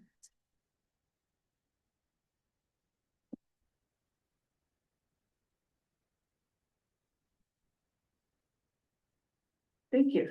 I have. Oh yeah. Your book was still here. Thank you. Does Marissa get one? Would you like a copy of the forestry service contract to review, Melissa? Sure. So was Mr. Van Dozer involved in this? No, Mr. Van Duzer was not involved with, in this project. This came about because we have some trees that are, causing a safety, issue. And so we've been working, with, some professionals who do this type of work, to get the forest cleaned up. He did ask to be in on this. Did Curtis review the contract? Curtis has not reviewed the contract.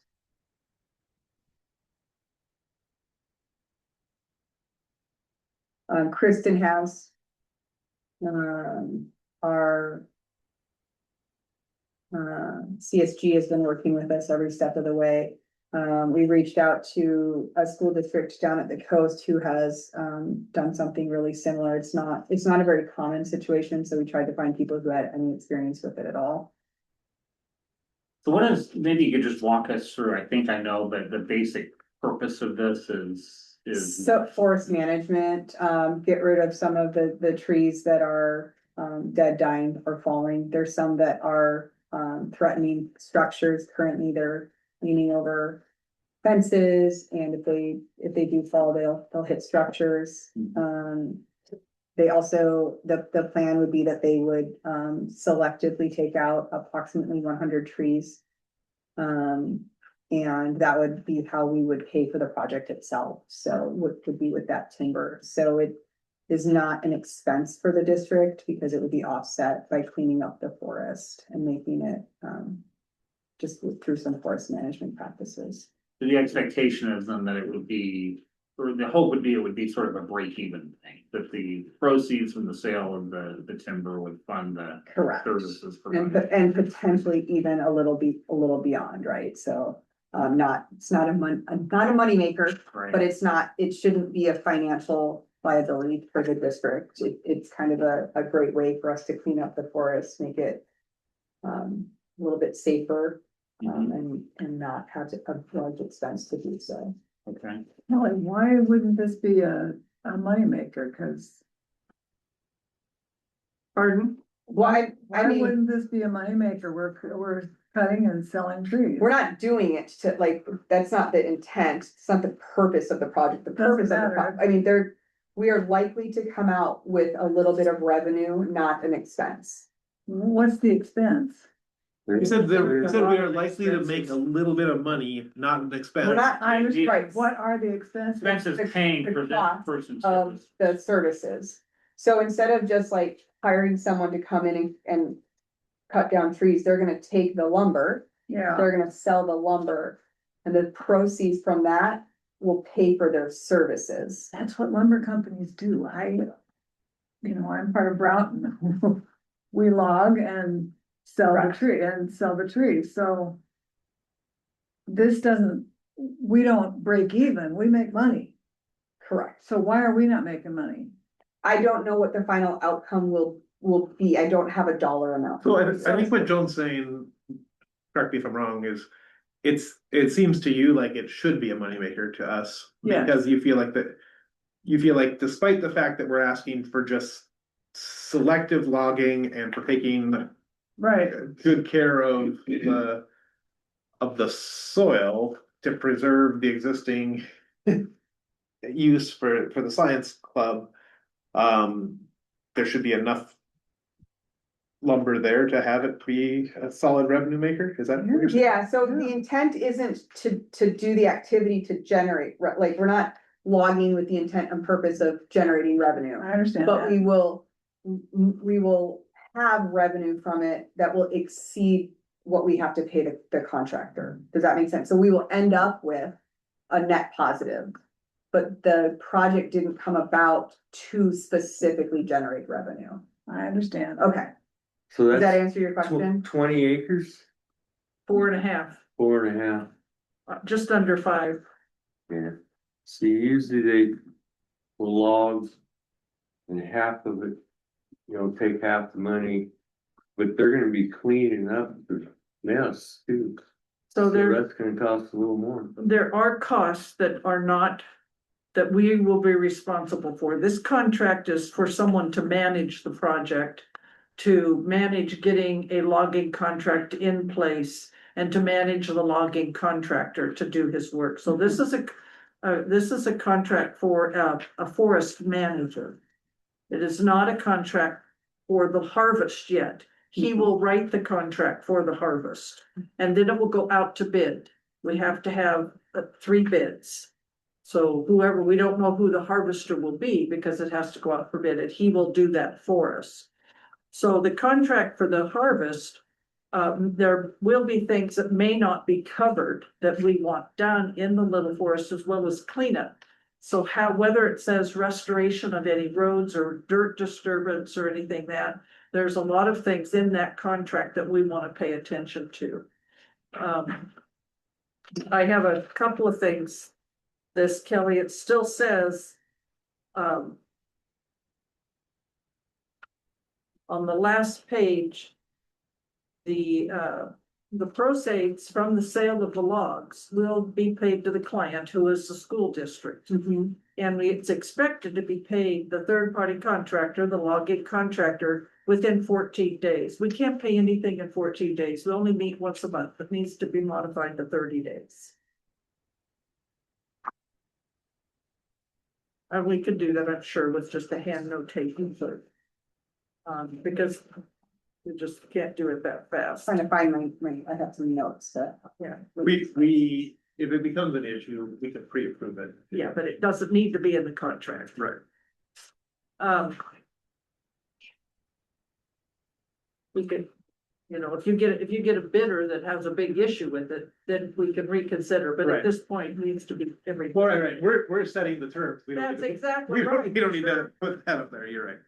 And did we have a licensed surveyor come and survey the property? Did we hire a licensed surveyor?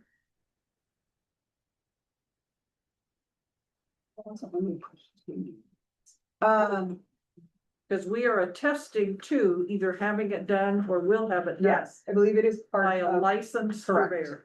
that it is still in the will be done. It will be done, okay. Yes. And then on the indemnity clause, I don't know what Curtis says, but normally it's both parties indemnify each other, Both parties want. indemnify each other. That one, the question you sent me. And then one thing we always I want to think that keep is it- how it is, isn't it? Pardon? Contractor will indemnify the whole harmless client. It says client will hold harmless will not be contractor. held responsible. But that's for, see, these are things that we may have to pay for, cleanup costs, all kinds of stuff. But that's kind of normal, all of that, Yes, so we have, it's dual, it says. Contractor will indemnify and hold harmless client, and client will indemnify and hold harmless contractor, so it's bi-directional indemnification. thank you, Eric. I'm used to that being right up front of the first line. Both parties. And then there's just one thing that, to be aware of on page 5, the last paragraph, item E. It mentions a chemical treatment for competing vegetation. Now, if you were replanting your forest, that would be normal. And then next line says, if approved by the client, they will, prescribe chemical treatment. We do not want to do any chemical. It doesn't seem like it's necessary. We don't, it isn't. When we're It selectively isn't logging. necessary at all. Yeah. And then there's something about replanting somewhere. I haven't found it yet.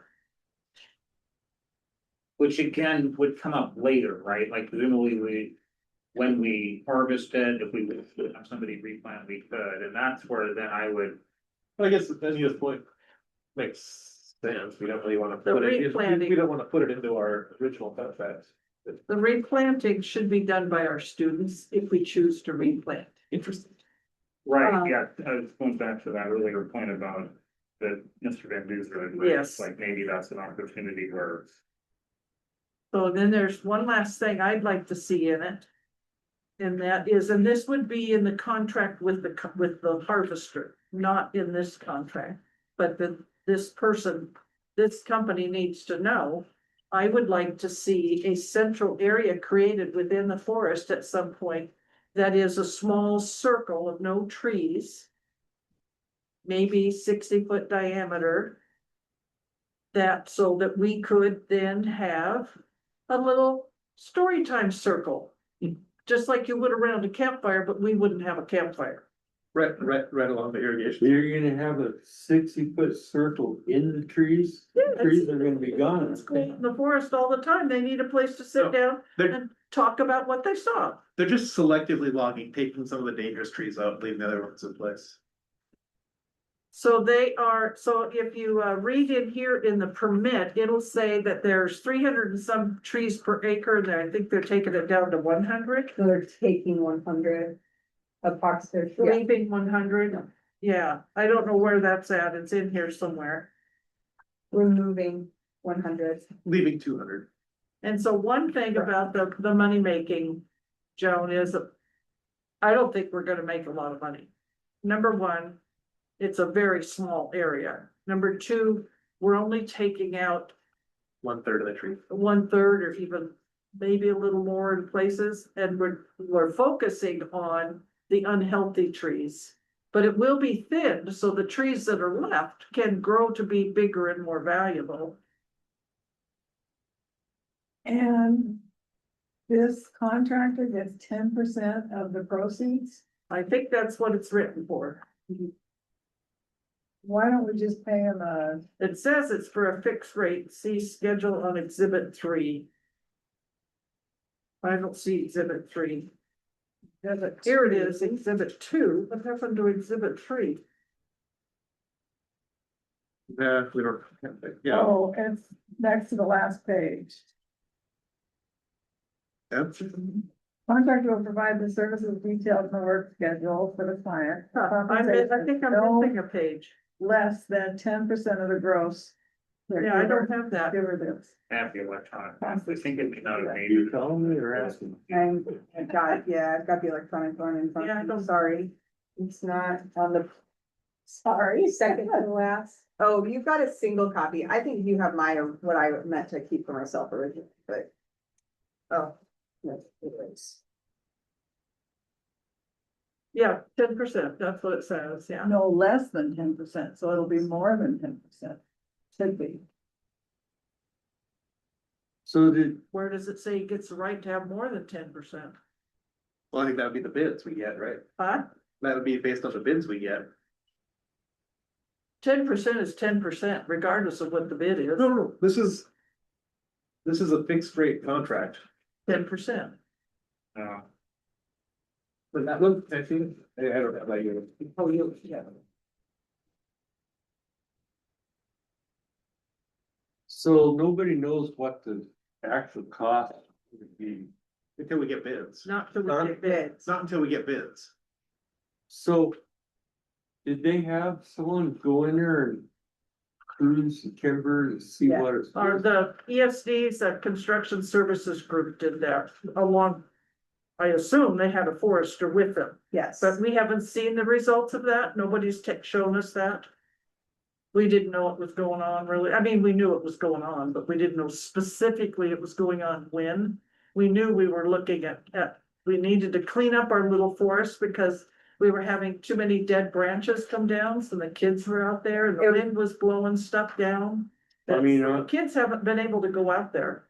my thoughts are maybe we take a few more trees to make sure we are not gonna have to pay out money. Take enough to pay for the whole project. They have, explained that is where we are currently. We will have enough harvested that we will not have a net loss to the budget. But there are That's- still factors, right now log prices are pretty low. So there are a lot of factors that will come into play, but we won't know till we get bids. Yeah. The goal, I mean, the balance has been to try to make sure that we.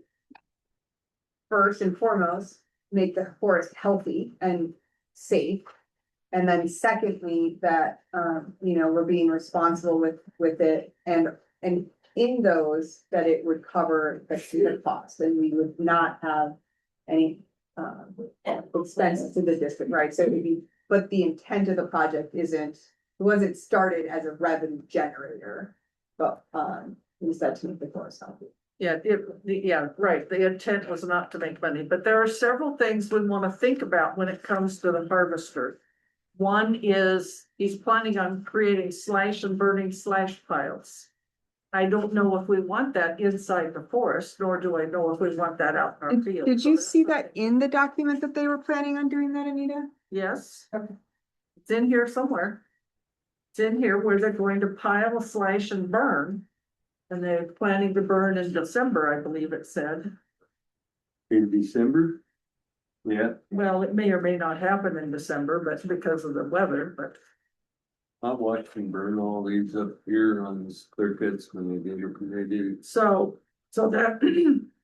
A lot of places now, instead of burning slash are distributing slash, but we don't want slash distributed because we want our kids to have trails that they can walk through the forest safely. So we don't want the slash distributed. But as far as burning slash, I think that when we have a harvester doing his contract, we need to see what the contract says about burning slash. And then we need to make sure that the harvester is also going to clean up and restore to original conditions. And Is it?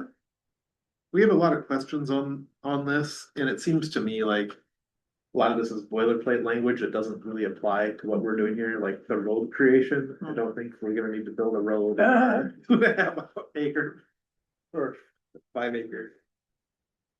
And so, and that may be the same thing with the plan for Slash burning, the slash right. burning and some other stuff, and it wouldn't make sense. but there will be slash, there's no doubt about it, but you don't wanna burn it inside the forest.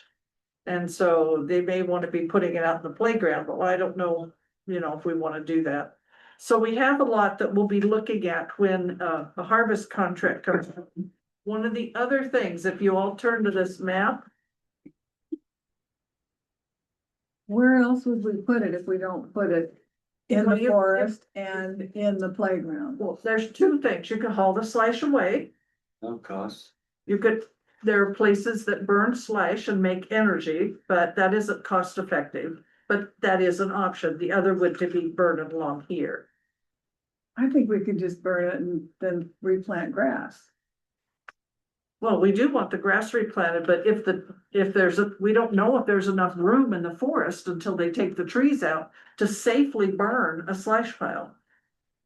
I don't think we wanna burn it in the forest. I think we wanna. I know, that's what I was saying. I don't think we wanna burn it in the forest I either. think we wanna burn it on the, So that's why I was saying, we may wanna Yeah. burn it out here on the field on this side. right, Yeah, but anyway, if you look at that, right up here in this corner, you see this corner? That's really the only place, unless they're gonna come through the school parking lot to go in and out of the forest to get the trees out. So I don't know if somebody could suggest something else. The thing about that corner is, at some point there is water and power. Because I don't know if anybody remembers, but back in the late nineties, early 2000s, there was a RV or a trailer there, and our superintendent lived there. You remember that? Well, I wasn't here, but I knew that that was Yeah, the case. And Yeah, so the that's why that grassy spot is there. And so if we do have log trucks going, pick a place to bring the road out for the trucks so they can load it. Cause they're going to go in, if you notice, they're gonna cut with a shovel. And I do Cut wanna. with the shovel? A shovel, so a shovel is, so there's, I don't know all the exact words, but there's this machine that goes in. He grabs the tree, he cuts the tree, takes the branches off and put it on the truck. Or put it in a pile and then it's put on the truck. So there are several different words, and shovel refers to grab the tree and load it on the truck. Instead of having a high line or something like that. So I'm No, not it's sure not big exactly enough what to they're gonna hide. use, but, so we just wanna make sure that the harvester is aware. Or we wanna try to find out ourselves, if that service is cut off at the edge of that thing, or if it stands underneath there. Where do you sing? point to it while you're holding the So see this little corner right there? Yes, Yeah. See that grassy area? Yeah. yes, There used to be an Yeah. RV there that Yeah. somebody lived in. So right. there's a And power hookup there. Yeah. so and what are that's we it. concerned about with the power hookup and the trucks? So, yeah, so there's power and water there. We just wanna make sure that they're not gonna drive over top and bust a water line or Good, yeah, something, you know, that's all. Just a reminder to think of. good. Right along here behind the bus barn, they can drive down along there. Well, that's a good idea. And those logs. Let me see. So we'll have to see what the harvester, what our bid contract comes out and shows us. And then if they burn in the field down in that corner, there's water right there. So the conversation with the contractors who bid will be not just about price, it'll be about method, and that's the time to involve the other stakeholders and get the final like plan from them, plan agreement with the district. We can work through a lot of these details, like how are you going to do it? That's when the conversation with Ryan would take place. This is just to get bids from the To get the contractors. permit and start the process. So the other thing though is to make sure that this gentleman who is doing this work, which is a local, He's is like our well project. aware, Right, well aware of the local situation. Yes? absolutely, yeah. Yeah, nobody's come to talk to the local people who know a lot. Right, we should just Yeah. we should take everything across the street and have a big bonfire Good place for in burning. that big open field. Yeah, And then have like a, we're having a homecoming, like, they used to have big homecoming bonfires. Absolutely. Anita, it Yeah. does say. The work schedule for the client for compensation of no less than 10% of the gross log receipts. So it could be more than 10%. It's It not could be, 10%. I don't know how that's gonna be determined. It doesn't say, does it? Did you see? My read of it is that, yeah, there's a lot in this, like the contract, I think, is trying to contemplate all the potential things that could happen. Probably none of which probably will, but it's like the fee is 10% of the proceeds. And this guy is gonna make the 10%, whatever work he does. If we were to engage him on these other things that are not covered under this contract, like he's got litigation support and this thing and that, like none of which we will engage him for. Those fees would be at his hourly rates, which he described, and they would be above and beyond the 10%. So so that's saying Pacific Gross Forestry gets 10% plus any of the overage. Any additional services. that Any we additional contract with engagement. them for. And it's 10% of the gross, not after. Mhm. Not net. And where does it say that? Cause I passed my, Extra sheet that Kelly. It's, Yeah. it's not exhibit 3, the beginning. She had exhibit 3. yeah, so exhibit 3, it says no less than 10%.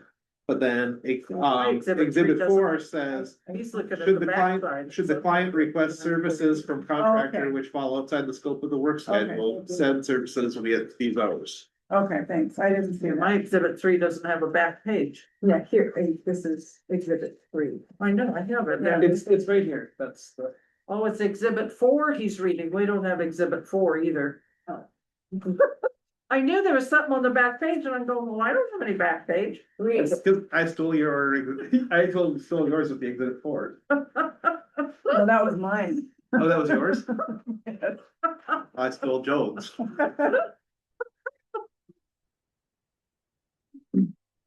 So the only other thing we have to make sure we do is have excellent communication with adjacent landowners in advance, well in advance. And the public, of course. If this happens to, happen this summer, which I don't know if it will or not, with the high fire danger, it may not happen. And the last comment I have on, somewhere I saw that the creek back there was being labeled, was not labeled as appropriate, was not labeled properly. And so that needs to be corrected. So I'm we, not sure how to do it. yeah, I did some research on that and we're gonna continue to seek clarification. But when we looked it up on the Department of Natural Resources website map, it's not labeled, it doesn't show up. And As a so, creek? as a creek, It's not. and it, right, because it has a, yes, it doesn't qualify as a creek in their, that's my understanding as well, but we said we would double check. It's, But I had this fight with the county when I did some stuff at my yard, because the county had it as a creek.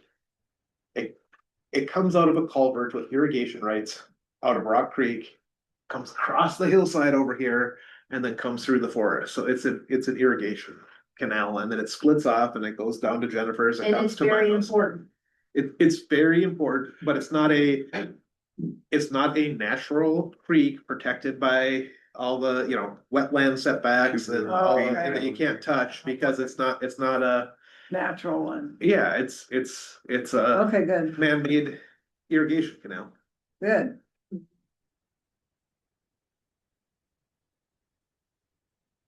What, Anita? I'm not gonna argue, but you're wrong. I've been involved in this forestry stuff for a long time in Department of Ecology, and any waterway, regardless of where it came from, regardless of whether it's underground or above ground, is managed by ecology. That's called an NP waterway. I have waterways on our property. I've been through the forest practices permit, but if we want to do that, I don't think anybody's gonna make a big deal out of it. But you should be aware that it's Department of Ecology manages and controls all waterways, man-made or natural, has nothing to do if it's man-made or not. So are we We allowed deal with to that on our log? property a lot. Pardon? Are we allowed to log next to these? Well, there's a 75-foot setback. And are we within that? Nope, but I'm not gonna sit here and argue.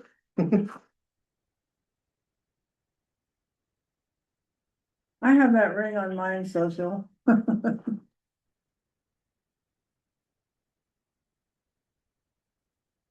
Well, it's not for us to argue, it's for,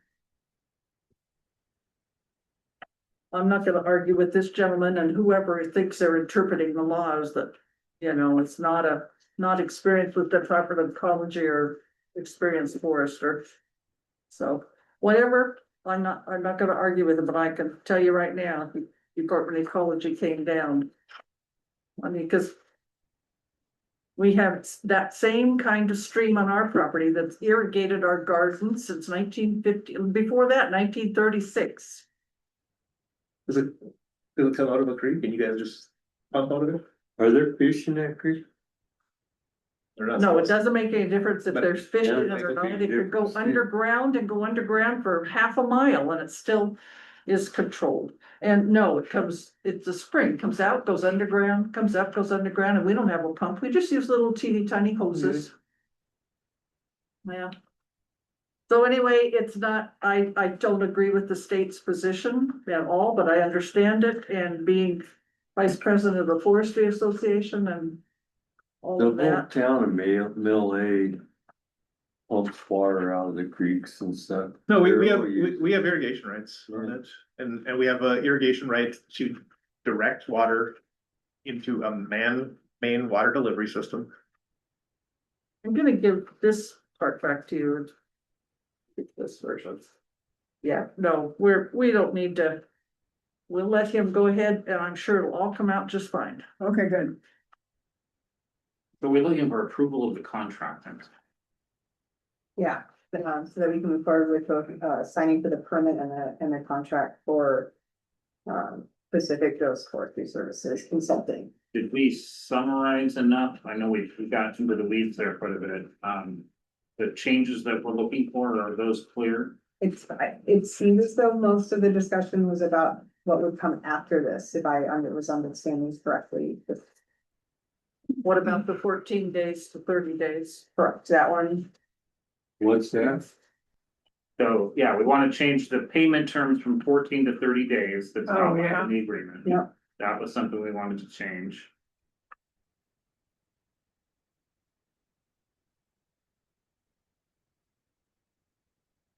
I don't think any other change specifically was discussed. A lot of questions and stuff and, I think, and this is the first time we see it, so we're kind of caught by surprise and going over it in the middle of the meeting, but it's really good that we're going over it. yeah, It's really important. This is a very important contract. So I have as I looked into some of these questions, reached out to, CSG. And one of them was about the 14 days and a language recommendation, that I got back was. Pay applications should be received no later than the 5th of the month that the contractor wishes to be paid. And that would be so it can be reviewed and added to AP on time. that'd be your proposed language. That was what CSG recommended, yeah. So depending on when our meeting is held, and then it takes a while to get a check written and issued, so. But if we have it by the 5th of the month, then we would have it in time for AP. 14 and 5 is 19, as long as our meeting happens early enough. Oh, I think the 14 goes away. The 14 goes Contractor away. just has to have their bill in by the By 5th. the 5th. We so we would can then cut it have time to back. process that invoice. Okay, through so to the 14 goes away. Yeah. Okay, Replacing that language with, yeah. And yeah, I mean. I don't know that it's gonna matter. I think we're gonna be involved in working with this, like we could clean up this contract to take out like the road construction. But even in that, it says if necessary. Right. So I don't know what's the cost benefit of kind of wordsmithing this thing versus just kind of moving ahead and getting the work done, because. Probably most of the work is gonna be in these subcontracts that will. I happen, think like we've roads and stuff will all be in the harvester's said. contract. Yeah. And that's normal in a harvester contract, that the harvesters always do the roads. So They always restore to original condition.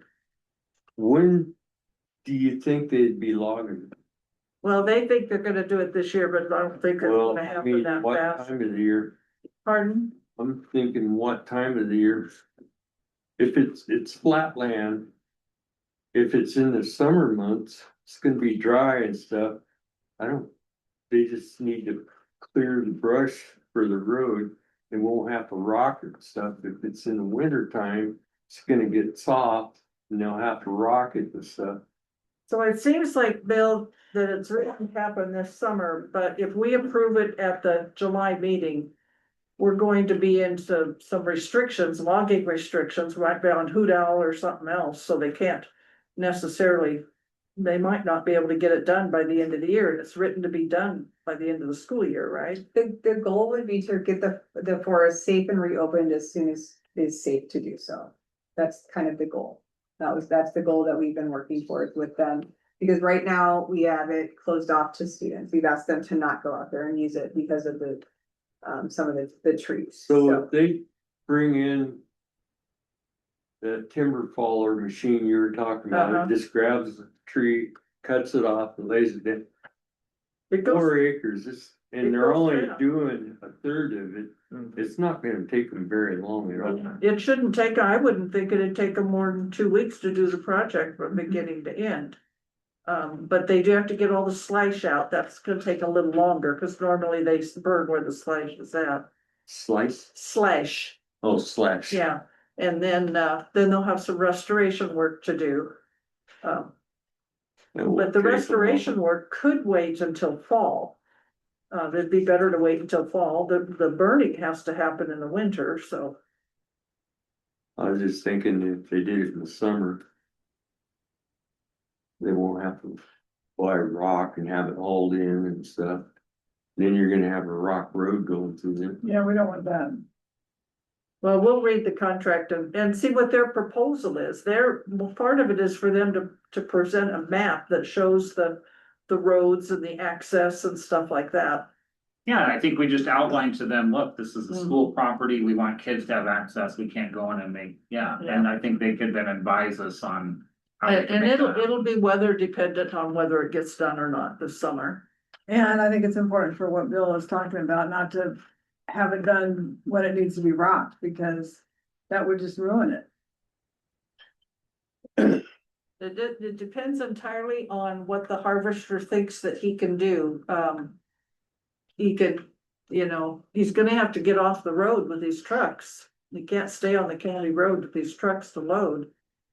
So, yeah. So the harvester will present a plan to us. The goal would be for us to get us in advance of the next meeting. Or have him here. Or call a special meeting if it is. Yeah, we if could it's call us, time- absolutely. Time sensitive. Some people are traveling, but you'll be back by July. And I'll be gone for July. Oh, gone for July, I'm here okay. to the end of June, Okay, yeah. Okay, well, I think we need to get moving on it as soon as possible. well, I'm sure this will be in place right away, probably in a couple of days, right? So in that spirit, I would say I would vote that we approve this contract with the change we discussed of the payment term from 14 days to the 5-day provision that Kelly outlined. That'd be my motion. All right, there's a motion on the floor. Is there a second? I second it. Okay, it's been moved and seconded to accept the Pacific Coast Forest Services contract as presented with one modification as explained by Kelly on the payment by the client to the harvester. Are there any further questions?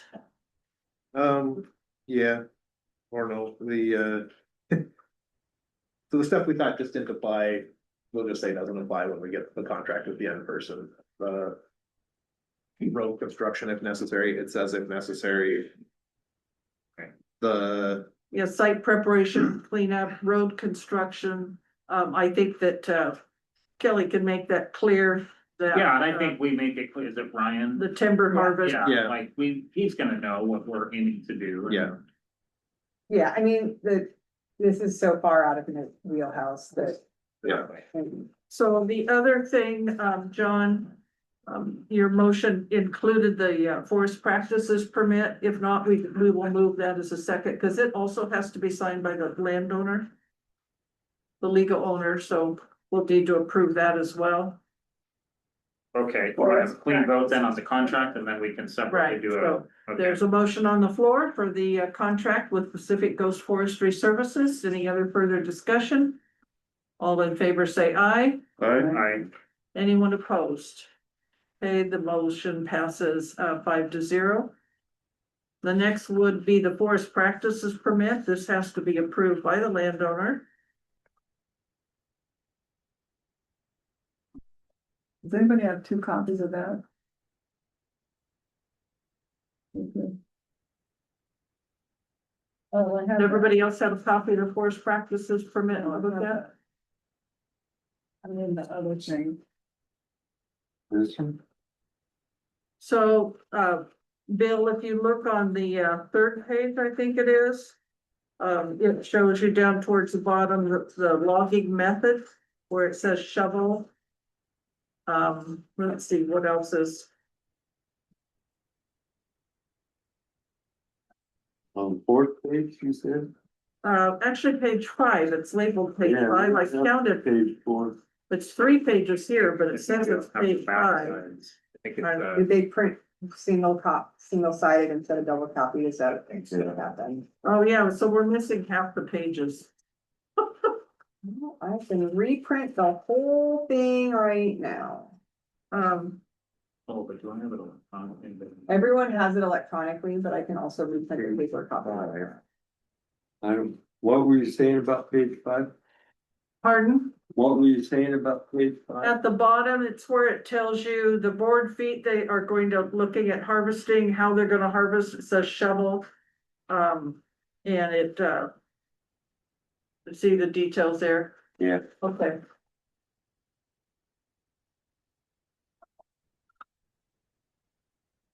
Get her. I assume that Shovel. Ryan filled this out on our behalf then? Mhm. Okay.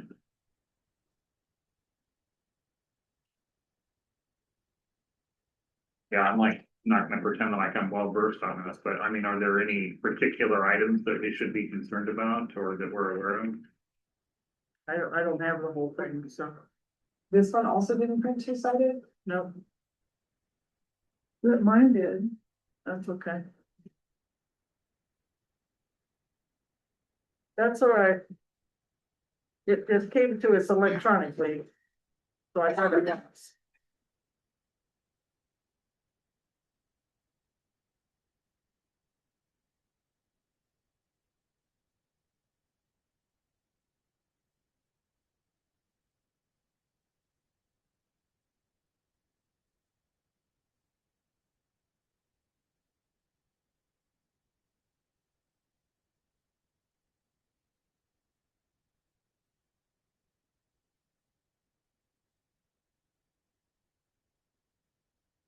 I think it hides the pages, it's because it's doing double-sided, it's. Yeah, I printed several copies, Joan. I printed several copies. I'm gonna let them finish and then I'll grab them and hand them out. You want me to do it? No, No, please. Is it magic? Does it staple too? No, not in. Not that magic? No. I wanna make sure we let it print completely before we grab them, so we don't end up with a packet. Thank you, though. You're welcome.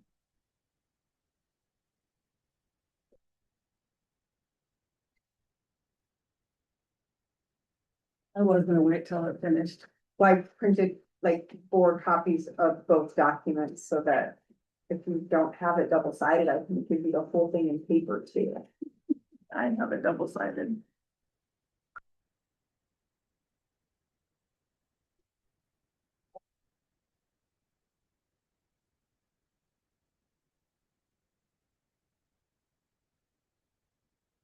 so where it's on page 5, where it says estimated number of trees per acre remaining after harvest. Yeah, that's kind of a key thing, that tells us.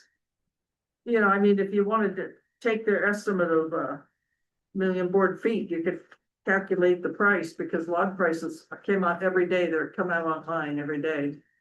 So 10-inch DBH, what is DBH? Where's it at? Right, That's the diameter of the tree, I believe. there's 85 per acre and 15 per acre, less than. But I don't know 100% sure that DBH right there is. I don't think that's the base of the tree. Yeah. It is? 10-inch trees we're cutting down? Well, when you're thinning a forest, but I would think that that's not, they're not Says doing it at greater the than or equal to, so they're 10 inches cannot.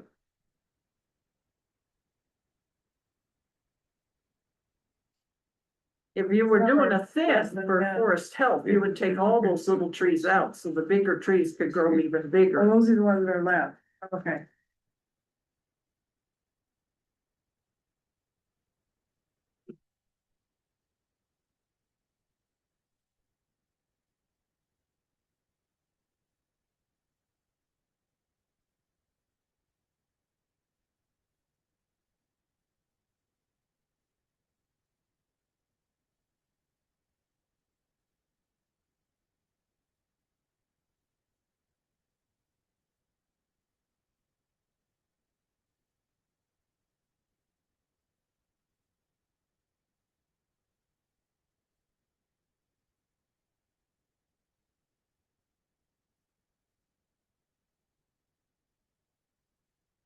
Thank you.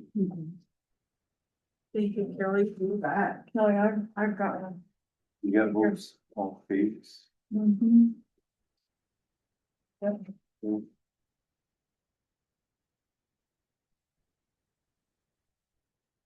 Jessica got it for me. So she did it right.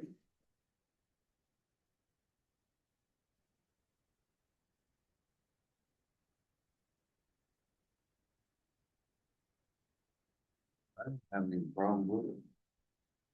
They're gonna do it.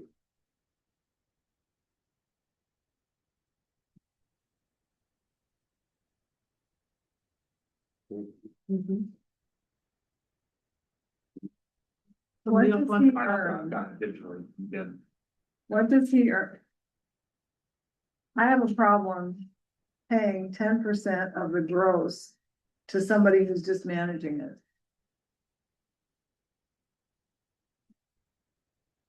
Well, we just approved the contract, but we can go back and revisit it. Yeah, I mean, my perspective on it is I don't have the knowledge to know what would be common practice, but what I do know is that we're not really like a small land owner that can just kind of do it more, like somebody has to run this thing. We don't have people on staff that can run this as a project. And let alone, or if we did, we would be taking our staff time to like coordinate these different subcontractors to get it done. And so no, I don't think we have the expertise to do it. And so that's why we're hiring somebody to manage it. Now, is it possible that you could get somebody better? I don't know. Or that somebody who takes 5%? I don't know this market well enough to know how that works. I don't know if we have had other bids or not, but one thing, Joan, is that this person will be writing the contract with the harvester. So he will be writing the contract that has all the requirements that the harvester has to meet when he's doing his work. So whoever's gonna cut the logs and drive them to market, he will be writing that contract. And we will see that contract. We have to approve that contract. So I think that there's quite a few elements in that contract that we have brought up tonight that we want to make sure is in that contract, and that's his job, is to write a contract and make sure that it's written. And it'll be different than any other contract he's written because it is right adjacent to a school. And so he also will be doing the permit. So no work can start until this permit has been approved. So he will be making sure that he'll be walking this permit through and getting the approval of this permit from DNR. Yeah, it's probably, if you're looking at it as a private landowner, a little on the high side. Especially if you were just gonna have your own forest, your own logs done. I don't know that as a public entity what a good alternative is. And if you have some suggestions, I think that would be. Because how much money are we talking?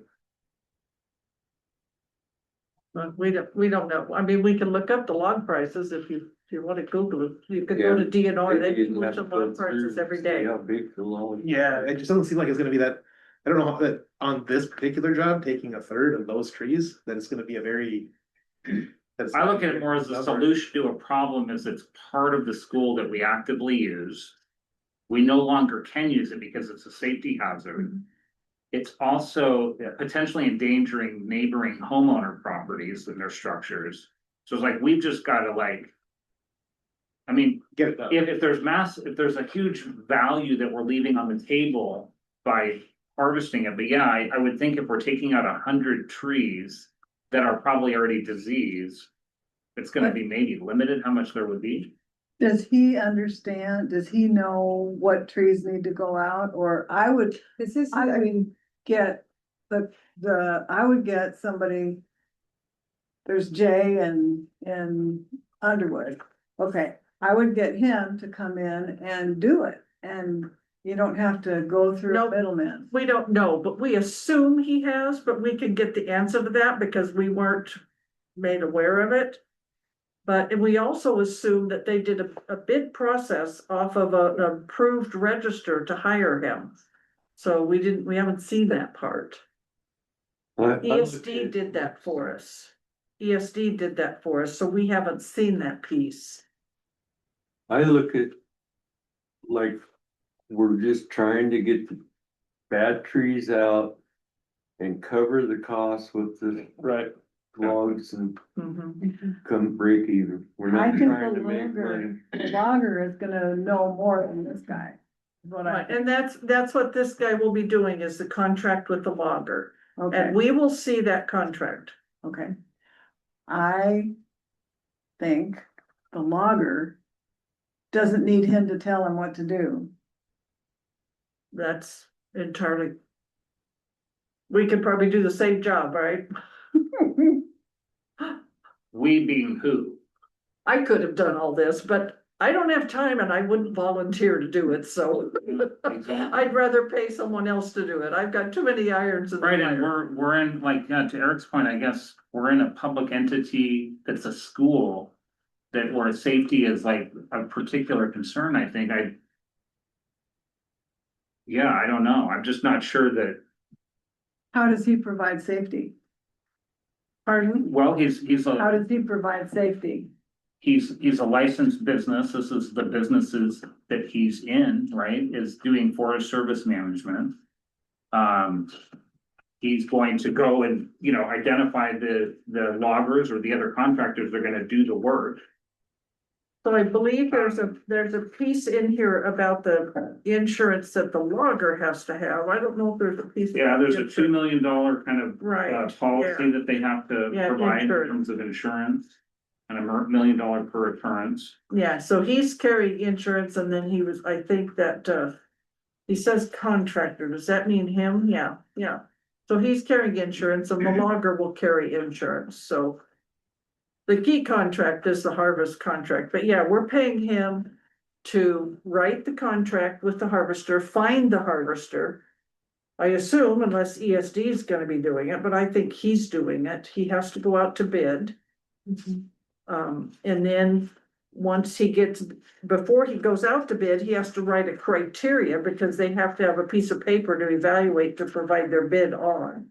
So he's writing that document that will be sent out to 3 different harvesters. And then the harvesters will respond and with their price to conduct the work, where he's written the criteria document for the work to be conducted. Okay. And then he And is you're fine with also, that? he cannot move ahead until he gets the permit from DNR approved, and that's normally a minimum of 30 days, but this one's very straightforward. So I don't think it'll take that long, and our local DNR people are really good. So hopefully it won't take that long. I mean, I just did one, I got mine done in a week, so. Because I was taking out all hazard trees, so. The local. Well, that's what DNR these are. Huh? That's what these are. Right, except mine are with around a structure. So I had a very tight distance that we could take trees down in. But yeah, we're taking down hazard trees and stuff. So I think it'll go through pretty well. I think the permit will go through real well. Okay, so he gets. If the proceeds from the trees are $50,000, he gets 5,000 for doing what he's doing. Okay. And then, of course, we have to pay the harvester out of the gross. All right. And we don't know what that's gonna cost, so.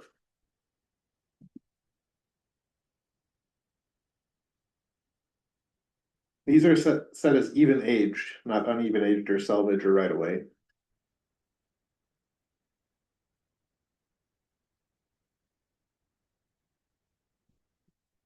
So let's see. Kelly, we haven't approved the forest application permit yet, have we? No. Okay. So let's get the forest application permit. Did everybody have a chance to take a look at that? Questions and concerns on that document itself?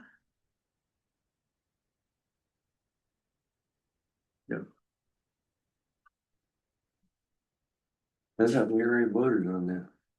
We voted on the contract So, for that guy, not on the.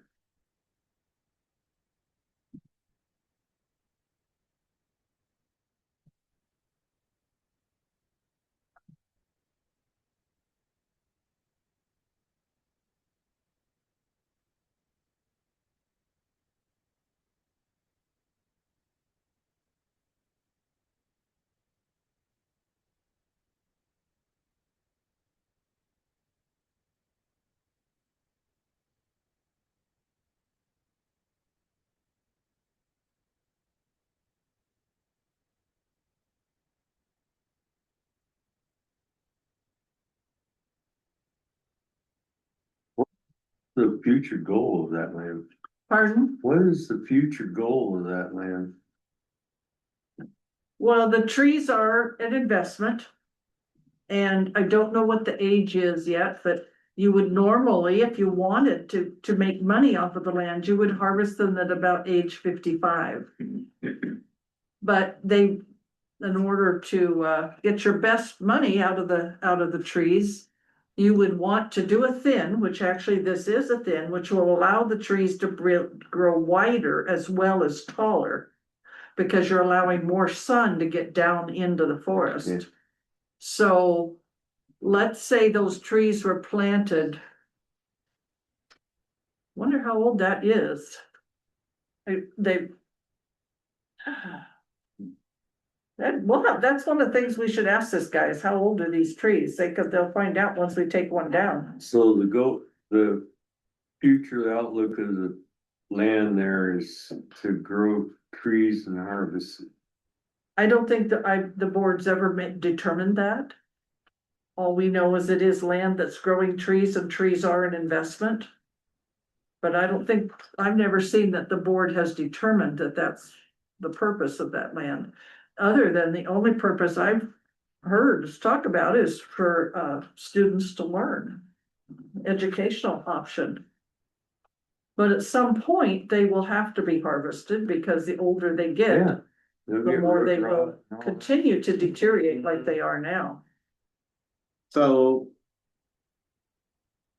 If it really is 100 MBF, you're talking.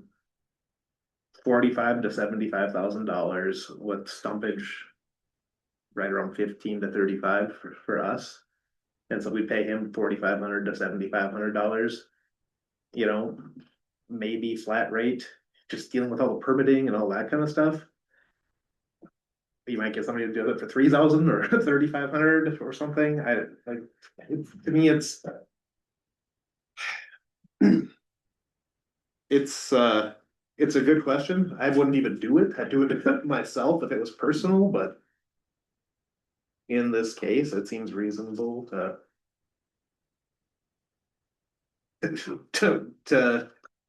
do the contract and move forward, I think. So it sounds like something that. You know, maybe we'll get somewhere between $1,500 and $3,500 or $35,000, $15,000 to $35,000 at the end of it. Out of, and then we're gonna pay him. Pay him, and then we have some restoration work and things like that to do. So, Yeah, Yeah, you can't even talk money until you get it estimated by the timber cruiser. yeah, You don't have a clue.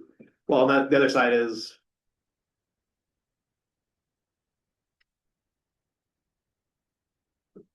Those kinds of numbers. They have to deal with their mobilization and all of that out of it and. Yeah.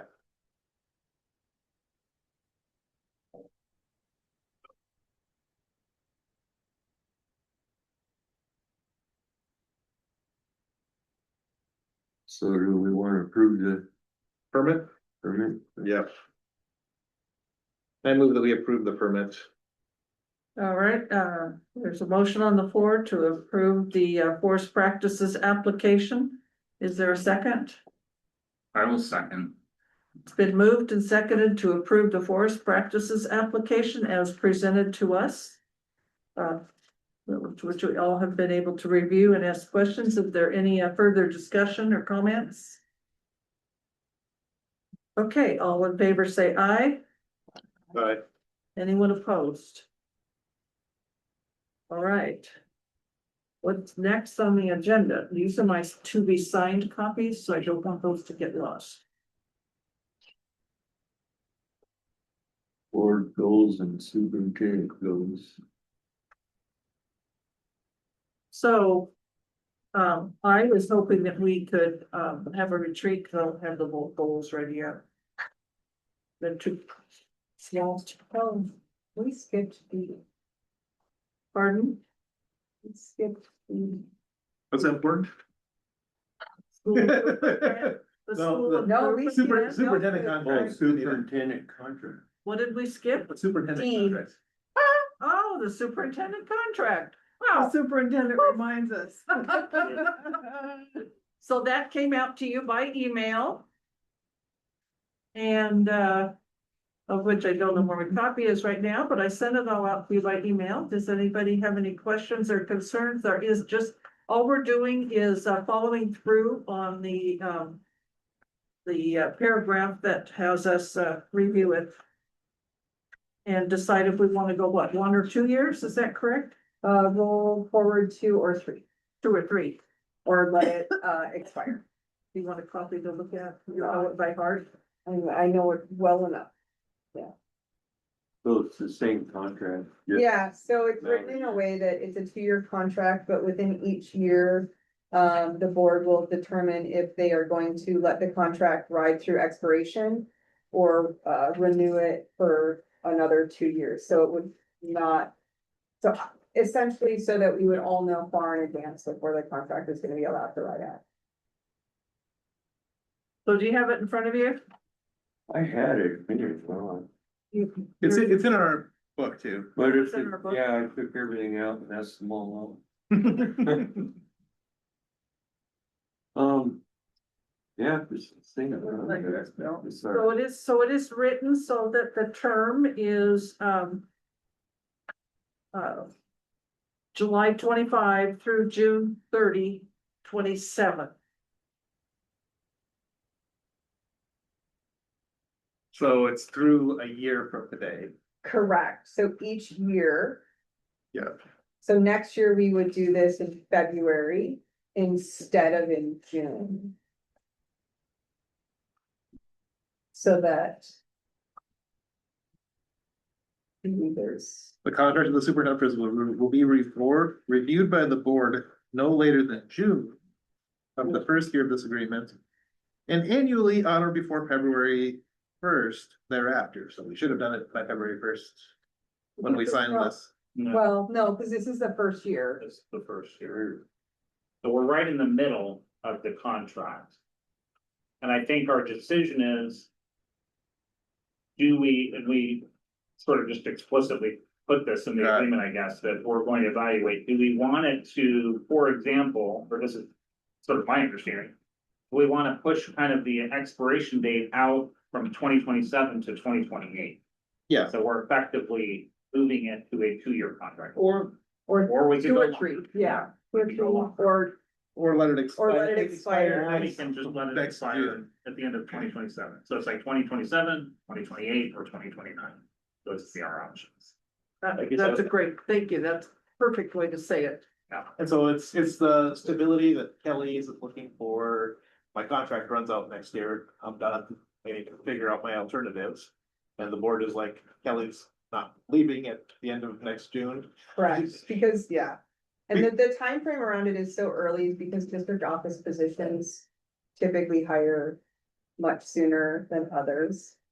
So in order to find a new position if my contract expires, they've mostly been filled at this Right, right. Yeah. Hence the February reset. point. The February reset. Going Like forward that. to next So basically what we're saying is, if we renew now, it's for. Next February would be a year and a half out and looking to go to 2.5 years out if we renew for 2 years. And I guess I would be most inclined to say that 2 years seems like a nice middle ground rather than going out 3 years from today. Going out the 2 years from today gives you some stability. We can keep working on the stuff we've been working on and have this conversation again in February. I think the stability is what's really important. Yeah. How do you feel about that? I do like knowing that I can pay my mortgage. No, I mean, would you, so basically, it's instead of doing 3 years as of today, we do 2 years as of today.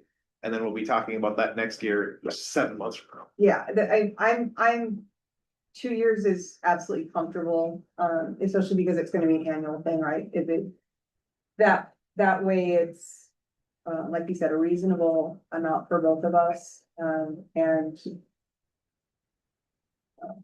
create some stability for both sides as well. Why don't we go 3 years? Cause I like Kelly, I want to keep her. Well, because, I mean, because when we do our review next June, we'll probably extend to that 3-year date if we're. We're gonna be looking at this again in like 6 months. Cause we have to, for next year, we have to look at it in before February. So we'll be doing this again at the January meeting. No matter how many years we extend. Correct. Oh, okay, So like in January, we'll be having the same conversation of another 2 years okay, or 3, but it's gonna be a year and a half in advance, so I think. all right. That gives me, that, I think that's, Yeah. Okay, I move we do that. Make a motion. She just, I just did. What did you say?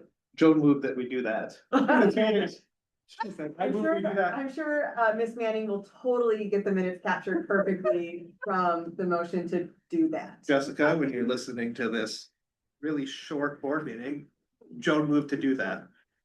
And so your motion is to modify the term to extend through June 28th. Is that correct? 2 years. Is that how it works? Yeah. 2 years? Okay. Is there a second to that motion? Okay, there's a motion on the floor to extend the term of the contract with our superintendent principal to June 30th, 2028. Is there any further discussion, questions? Is that the only thing we need to review? In the contract, do we need? There's no mandatory review, but we could review anything we wanted. Well, just going through, looking at Salary. that paragraph of salary, I think the annual salary will be increased for each contractor on the basis of an annual salary. Right, we haven't, that should be part of our, So our. So I wonder, I guess, on that point, having talked about, I guess, the contract term then. Do we have, I guess, I don't know if you have any, survey or survey data that you have access to, Kelly, that you would be able to share with the board? For salary perspective, not since, we did this last year, but the budgeted increase is just IPD. So the IPD, which is, we have it across the board on Yeah, right. our budget process, right? Yeah, so we did the full salary comparison, when the contract came out. I still have all that data, but, I would, we don't, but we're not tied, your contract doesn't tie to the IPD. so No, we should. it does not, but I vote to amend the motion Right. to increase the superintendent's contract by the IPD for the next for year. the 26. So you could do it part as this, or it could be a separate motion because it's part of the budget, whichever. Right. I think. So, we put it in the but you contract. though. can't amend Joan's motion. It's got a motion on the floor. We need to take action on that or have it withdrawn. You seconded, right? No, I would. You seconded, you made the motion. To do that. You repeated the motion. I voted to amend it to include an additional thing, but you can vote on the amendment and then vote on the motion. If you wanna go Robert's Rules of Order. I'm not. Yeah, so it's you're already on the confusing me. floor. Okay, we can, Let's just do a second motion. It's pretty easy, yeah, right? All in favor to approve the contract To an extension date to of an extension date 2028. 30/28, as I read. All in favor, say aye. I, Okay, so the chair would entertain a motion in addition to, which is already in our All budget to, opposed, pardon? all opposed. Oh, anyone opposed? Sorry. Thank you very much. I really appreciate people that keep me on track, which all of you do, and I appreciate that. Because sometimes it's kind of hard. So we have our budget, which we approved. And we do need to specify that part of that budget that we approve, that we are awarding a IPD of 2.765, 2.6. 2.6, right? right, and so I think, are we gonna be, when we extend this, do we have to sign a new contract? Like this one? Possibly. Yeah, and so we're gonna, move, I We- can literally print it right now. yeah, so we'll put the new number in though, with the IPD, because the printed number has the annual salary on it. So where it says paid in 1/12 of X number. So I move that when we sign the new contract, it increases the superintendent's salary by the IPD. So where is the salary at in here? The start of section 3. Oh, employment there it provisions. is, I see.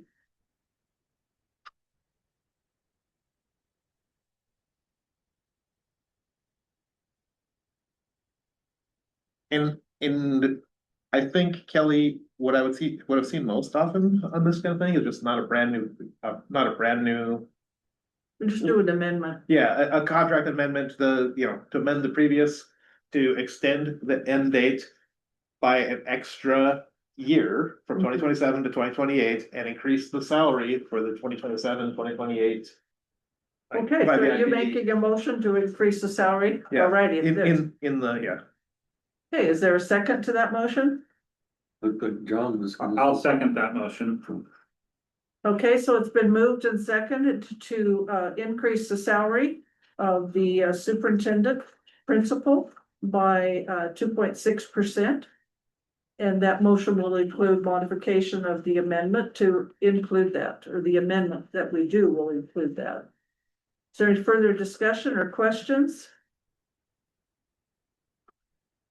All in favor, say aye. Anyone opposed? All right, thank you very much. And then as we end that topic, before we go to the next topic, just maybe we're gonna go here, but in the contract section 4, there's prior to June 15th of each succeeding school year, parties will meet to establish goals and objectives. I think that's what we're gonna kind of transition to here. Yeah, and there's a sentence in there that says unless otherwise agreed, which is kind of where we're at this year, because that would be the intent. Okay.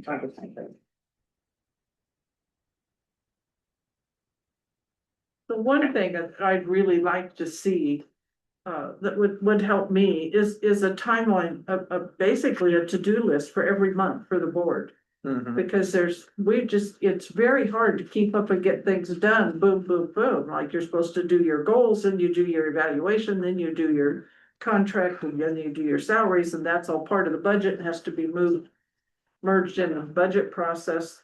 So there's goals of the superintendent, there's goals of the board, there's evaluation of the superintendent, evaluation of the board.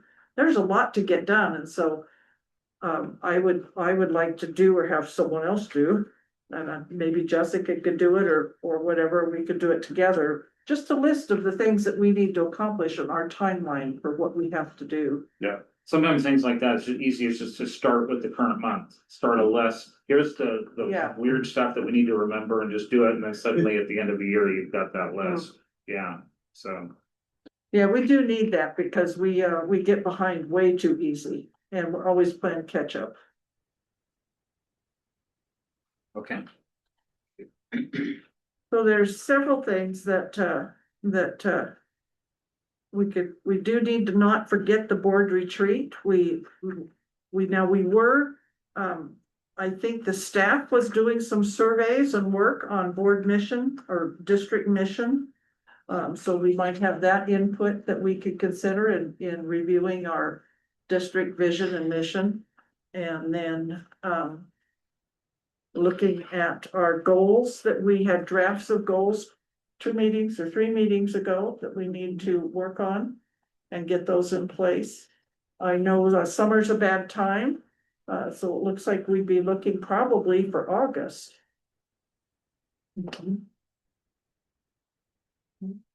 Did we schedule a board retreat? Not yet. We haven't picked a time. Okay. I wondered if I missed something. We could wait one more meeting before we pick the day. But and I still have your concerns. You had 3 things you were interested in. I still have those. Yeah, it was kind of mission vision, and then. So what are we, so we need to talk about setting a date for a retreat. And we're thinking that part of that retreat is talking about the goals, specifically think that- superintendent goals. I think the board and superintendent goals both. Okay.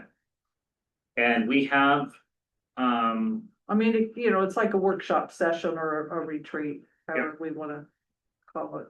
and we have a draft from Kelly of some goals, Yeah. which I added a few thoughts, but I think, and we also had a little bit of a discussion last go around about kind of having, let's say, generalized goals versus like kind of more. Yeah, I had Big 3 measurable super goals. rough goals and they they kind of matched some of Kelly's goals. And so I think that if we, had a a good discussion on those, we could come up with, some, two good goals for ourselves and and then two for Kelly or however many we wanted. And we also talked about having something on the goals that was included like as evidenced by. Yeah. And I've added that to my draft, and Okay. we're ready to review it.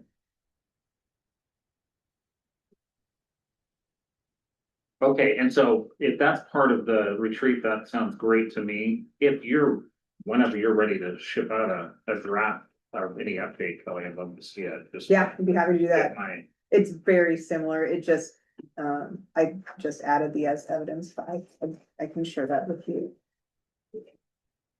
You'll be able to just do it. No, I, So, I am comfortable with that language without having a separate legal, but the rest, I'll.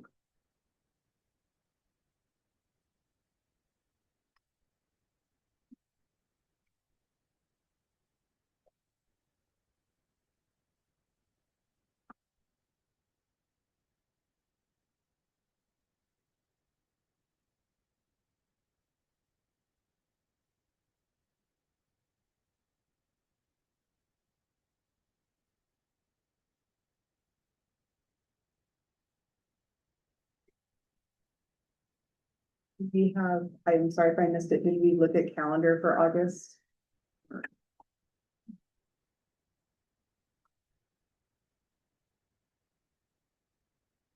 Probably should try if we could get a rough date today because you're gone on the July meeting. I will be, yeah, that looks fun.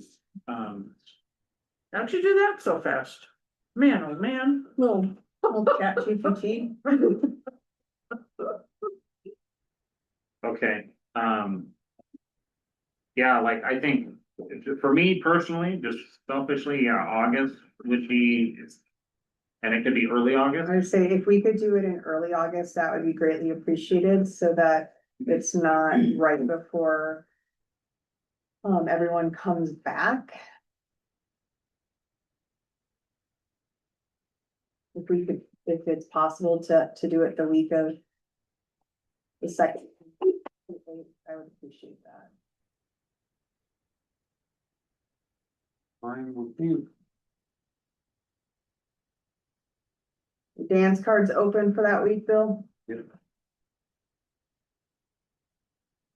What are we thinking weekday?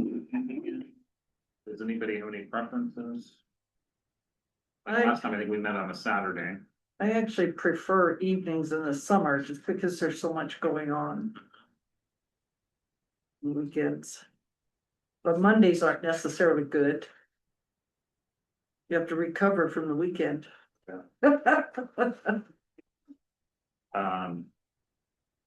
What about like Wednesday the fifth? Kelly, do you know the hallways are closed for waxing that week? Okay. We might have to do it in the side door, in the staff room. But thank you. So did anybody have any comments about Wednesday evening, the fifth, having August 5th? August fifth? As a retreat to, as we've been discussing here, to get started on a couple of important things for our district. There's a trip right in there. I don't remember. It's not. Is that a bad day for you? I'm not sure. I don't remember if I'm going that week or the following week. So would you guys like to have, do we ever use any of those calendar things that people send out and they list like 4 dates and everybody picks? Which ones are available for? Yeah, do we ever use anything like We that? can, I mean, we haven't, but we can. That would be a Wednesday evening? Mm-hmm. Or Tuesday? Tuesday's better for me. Tuesday's better for you? Every day's Saturday for me. I would suspect Rub it that would, in. I would suspect that would not work for me because the first Tuesday of the month is planning commission. Oh, right. But second Tuesday would work. With it, Second Tuesday of the month. Lead or- into the Well- next week though. Or That'd that's be good. Thursday and Friday, not good? No, Thursday's good. Should we pencil in can we just, do you wanna do a hold on our calendar? Yeah, let's do a tentative Wednesday and I'll verify that I can do that if we can do it. You said Wednesday's not good for you. Right. How about Thursday for you? We can tentatively do Thursday. I really like Mondays, but We can do Mondays too. what's Monday like for you? It's like Monday the third. Better than Wednesday? Fire training. Oh, Oh, yeah, fire training. yeah, we take a lot of those. So Thursday would be the sixth, is that Yeah. right? Well, let's try that and put it in tentative and then Do you wanna mark the 6th and the 11th and hold, and then when Eric finds out about his trip, we can pick between the two? Okay. Would that work? So Thursday the sixth or Tuesday the 11th, Yeah, depending on trip, okay? and what, you wanna do evening, late afternoon? Probably evening if we're doing it midweek. 6 o'clock though. Early evening would be best. Bedtime. you have a lot of trouble with five, don't you, Eric? Yeah, and my Tuesdays and Thursdays have been being spent in Hermiston, so that gets me on a long day, a long drive, Hmm, so. Okay. What are you thinking? Almost, well, yeah, I don't know, that's not ideal. I'm not sure how to. So, Monday, so what about Monday? Oh, Monday's fire training. every Monday? Yeah, every single but, Monday. but if we got school board stuff, we're free for it. Okay. Well, let's pencil in a Monday, pencil in the third, the sixth and 11th, and we may use two of them at least. Okay. So the Monday is the third, Monday, the third. Or the sixth or the 11th. third, sixth, or 11th. And And how are we gonna decide which one? pardon? How are we gonna decide which one? Well, we're gonna do it on the third unless it ends up, something happens, we can't. And then maybe do it on the one of the next two too, if Okay. we need extra time. And at 6 o'clock Yep, 6 o'clock. PM. I'd be down for AM, that's more my, Oh, That's I'd not my still time be of in day. bed. 6 AM.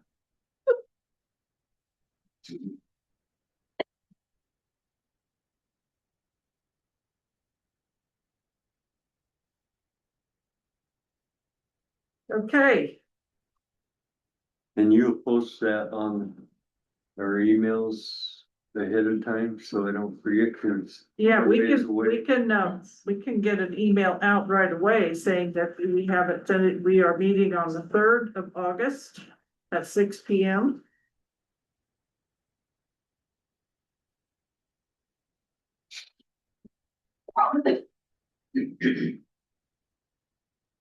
Then we'll be reminded at the July meeting. Then we can send out an email again, reminder. So now we are on to, public comment. You have a letter too, Anita. Thank you. Thank you, yes. I have a couple of things, about the forest. So if it's done this summer, are they going, I mean, are you gonna make sure that that irrigation is not disrupted? Because Yeah, there will we be, rely on that for our gardens. I'm pretty sure there's no in-water work will be allowed. And, when we get that contract, we would want to make sure there's no in-water work and that, any disturbance would be, everything would be restored. Yeah. So in other words, if they turn a mud pile, they have to plant grass there. That kind of thing. Now, Right. they should say 75 feet away, but I will have to see what the contract says, and I'm gonna talk to the forester.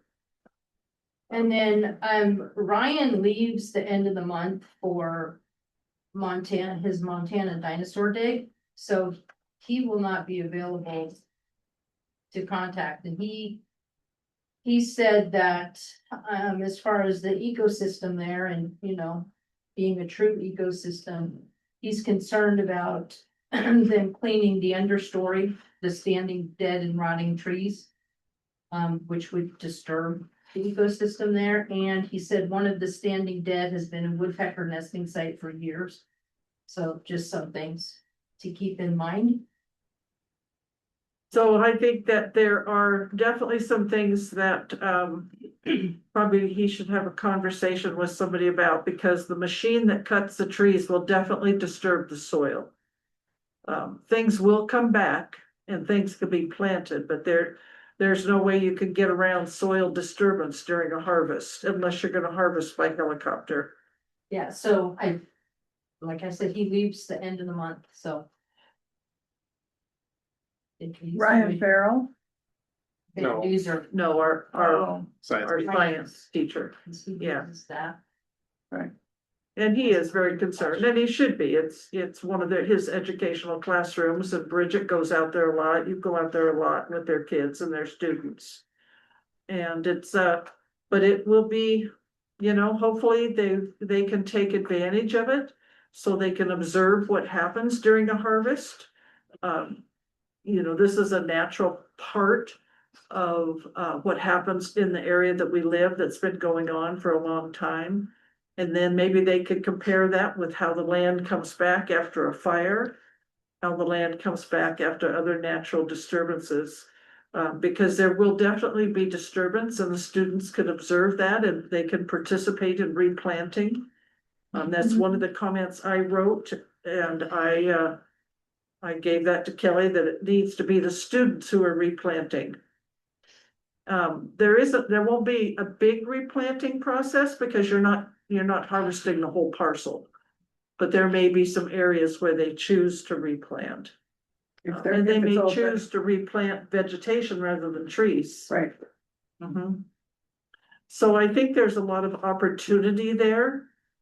Unfortunately, I don't think there's any way to avoid disturbance unless there's some sort of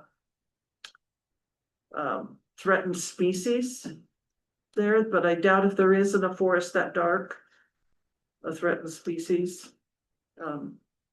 So yeah, I think that hopefully that we can turn that into a positive instead of a negative. That's my hope, because it was really felt it needed to be done because it wasn't safe for the kids to go on tours out there Right. anymore.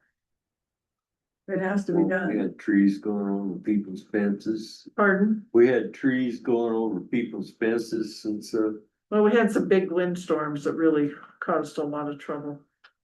But if you could send that to me, I'd really appreciate that. His comments. Oh, okay. Okay, if there's any other, we do have a letter from Steve and Molly Gunn. Dear school board members, we're writing to express our concern regarding information we recently heard from a parent that 8th grade students may be moved to PCIA classes next year. This is the first we've heard of this potential change, and we're concerned that such a significant proposal has not been communicated directly to families by district or school leadership. One of the primary reasons our family chose Millie was the opportunity for our children to remain in a 6th through 8th grade environment. We intentionally selected Millie over Stevenson because we valued the smaller middle school setting, the continuity it provides, and the relationship students are able to build with their teachers and peers. Our son has attended Millie since 6th grade, and it has been an excellent fit for him academically, socially, and emotionally. A major part of his success has been the exceptional educators who have invested in him. Mrs. Talbot has had a tremendous impact on both of our children. We witnessed remarkable growth during the 3 years our daughter spent in her classroom, and we have continued to see that same growth in our son over the past 2 years. Her ability to connect with students and create a positive learning environment is truly exceptional. Mrs. Manning has also played an important role in helping our son develop his math skills, his confidence, and overall success in school. The support, encouragement, and consistency she has provided has made a meaningful difference in his educational experience. Moving eighth grade students to PCIA would fundamentally change the educational environment we chose for our family. At a stage when consistency and established relationships are especially important, this represents a significant shift. Additionally, we believe families deserve clear and timely communication regarding any proposed changes of this magnitude. Before decisions are made, parents should have an opportunity to understand the reasons for the proposal, ask questions, and provide meaningful input. If this change is implemented, it will have a significant impact on our family's decision regarding continued enrollment in the district. We chose Millet for a specific reason, and altering the middle school structure during our son's final year would be a major factor in our future educational decisions. We respectfully ask the board to carefully consider the impact this change would have on students and families, and to provide clear communication regarding any plans under consideration. Thank you for your time, your consideration, and service to our students and our community. Sincerely, Steve and Molly Gunn. Thank you, Steve and Molly Gunn. Any other public comment from online? Any other public comment from in our audience?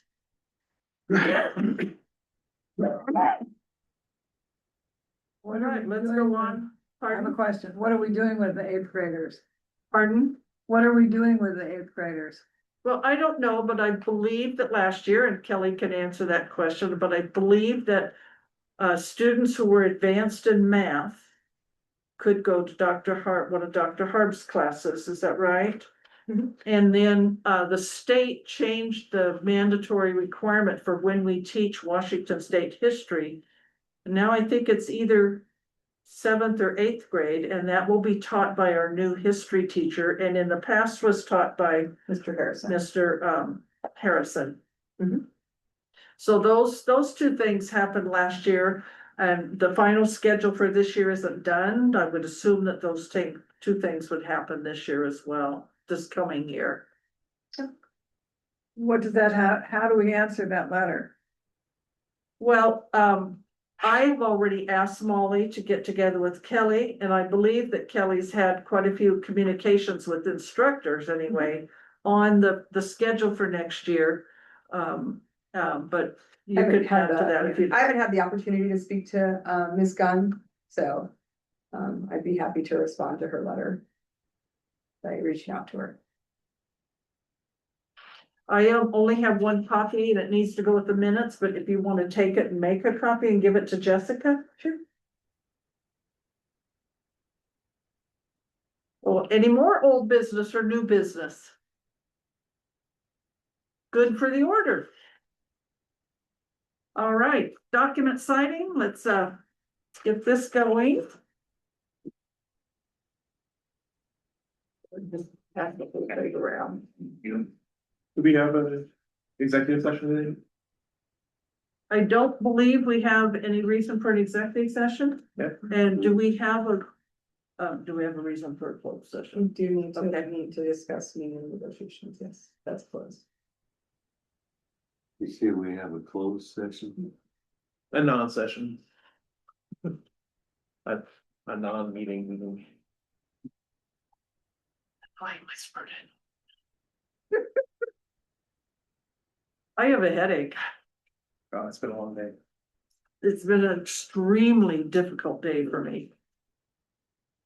Can't, It's been- A nice long meeting for you to enjoy for your first one. yeah, Needed and Dennis get back.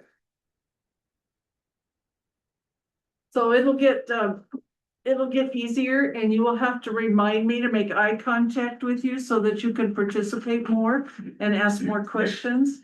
And we'll make sure that you get copies of things so that it'd be easier for you to see what's going on and what we're working with. Good for you for stepping up to do this. Because we don't want you to feel like you're all by your little lonesome over there. We want you to be part of the team. And about that. Yeah, she needs to name it. Yeah. Sure. Already talked to Miss Manning about it. We're on it. I'm not used to a board vice president line. You know, I thought maybe I'd get some props for doing that in 30 seconds, but I should have known better. First, you harassed me about being a couple minutes late. Man, I'm very grateful that you went ahead and voted to extend anyways.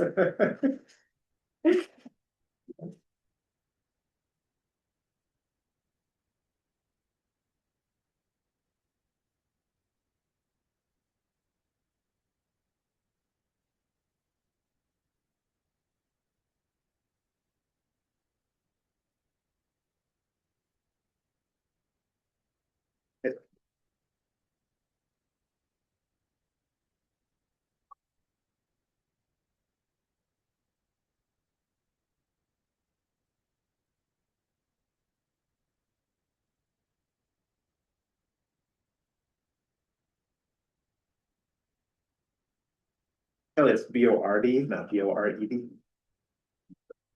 It goes? No, I'm just kidding. Is it spelled wrong? No, Okay, good. it was just a long meeting. Some of the members. Oh, so long, I forgot that joke already. My brain is still trying to remember that it's a word. Yeah. Thank you. There you go.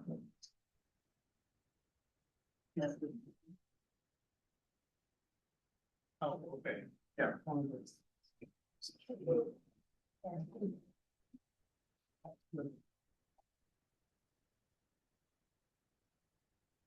You're signed. Everybody? Yeah, are those signed by everybody? No, just the chair. These are just the chair. Oh, okay.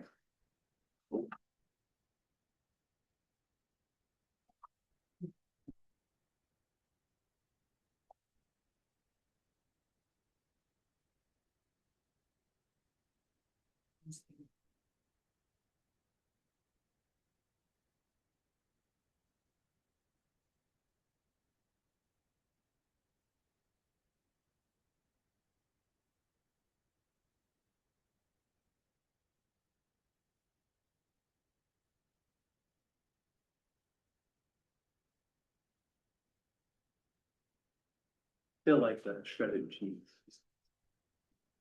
Cause it's so straight. I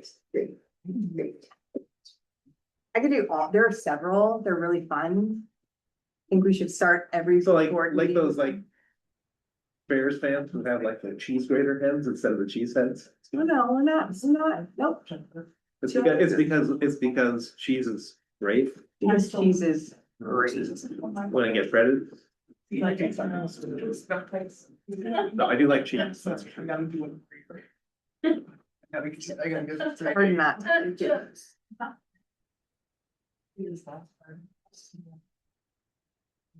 All right. How are we doing here? I just tossed my agenda away. That's it. I think we're ready for an adjournment. Is that correct? Close this. Our next meeting is July 20th. We have to adjourn first. Yeah, we have to adjourn from our public meeting. Is there any objection? Should we adjourn by consensus? Our meeting is adjourned at 9:01. So. Oh, it got moved for you. 9:01. Thank you very much.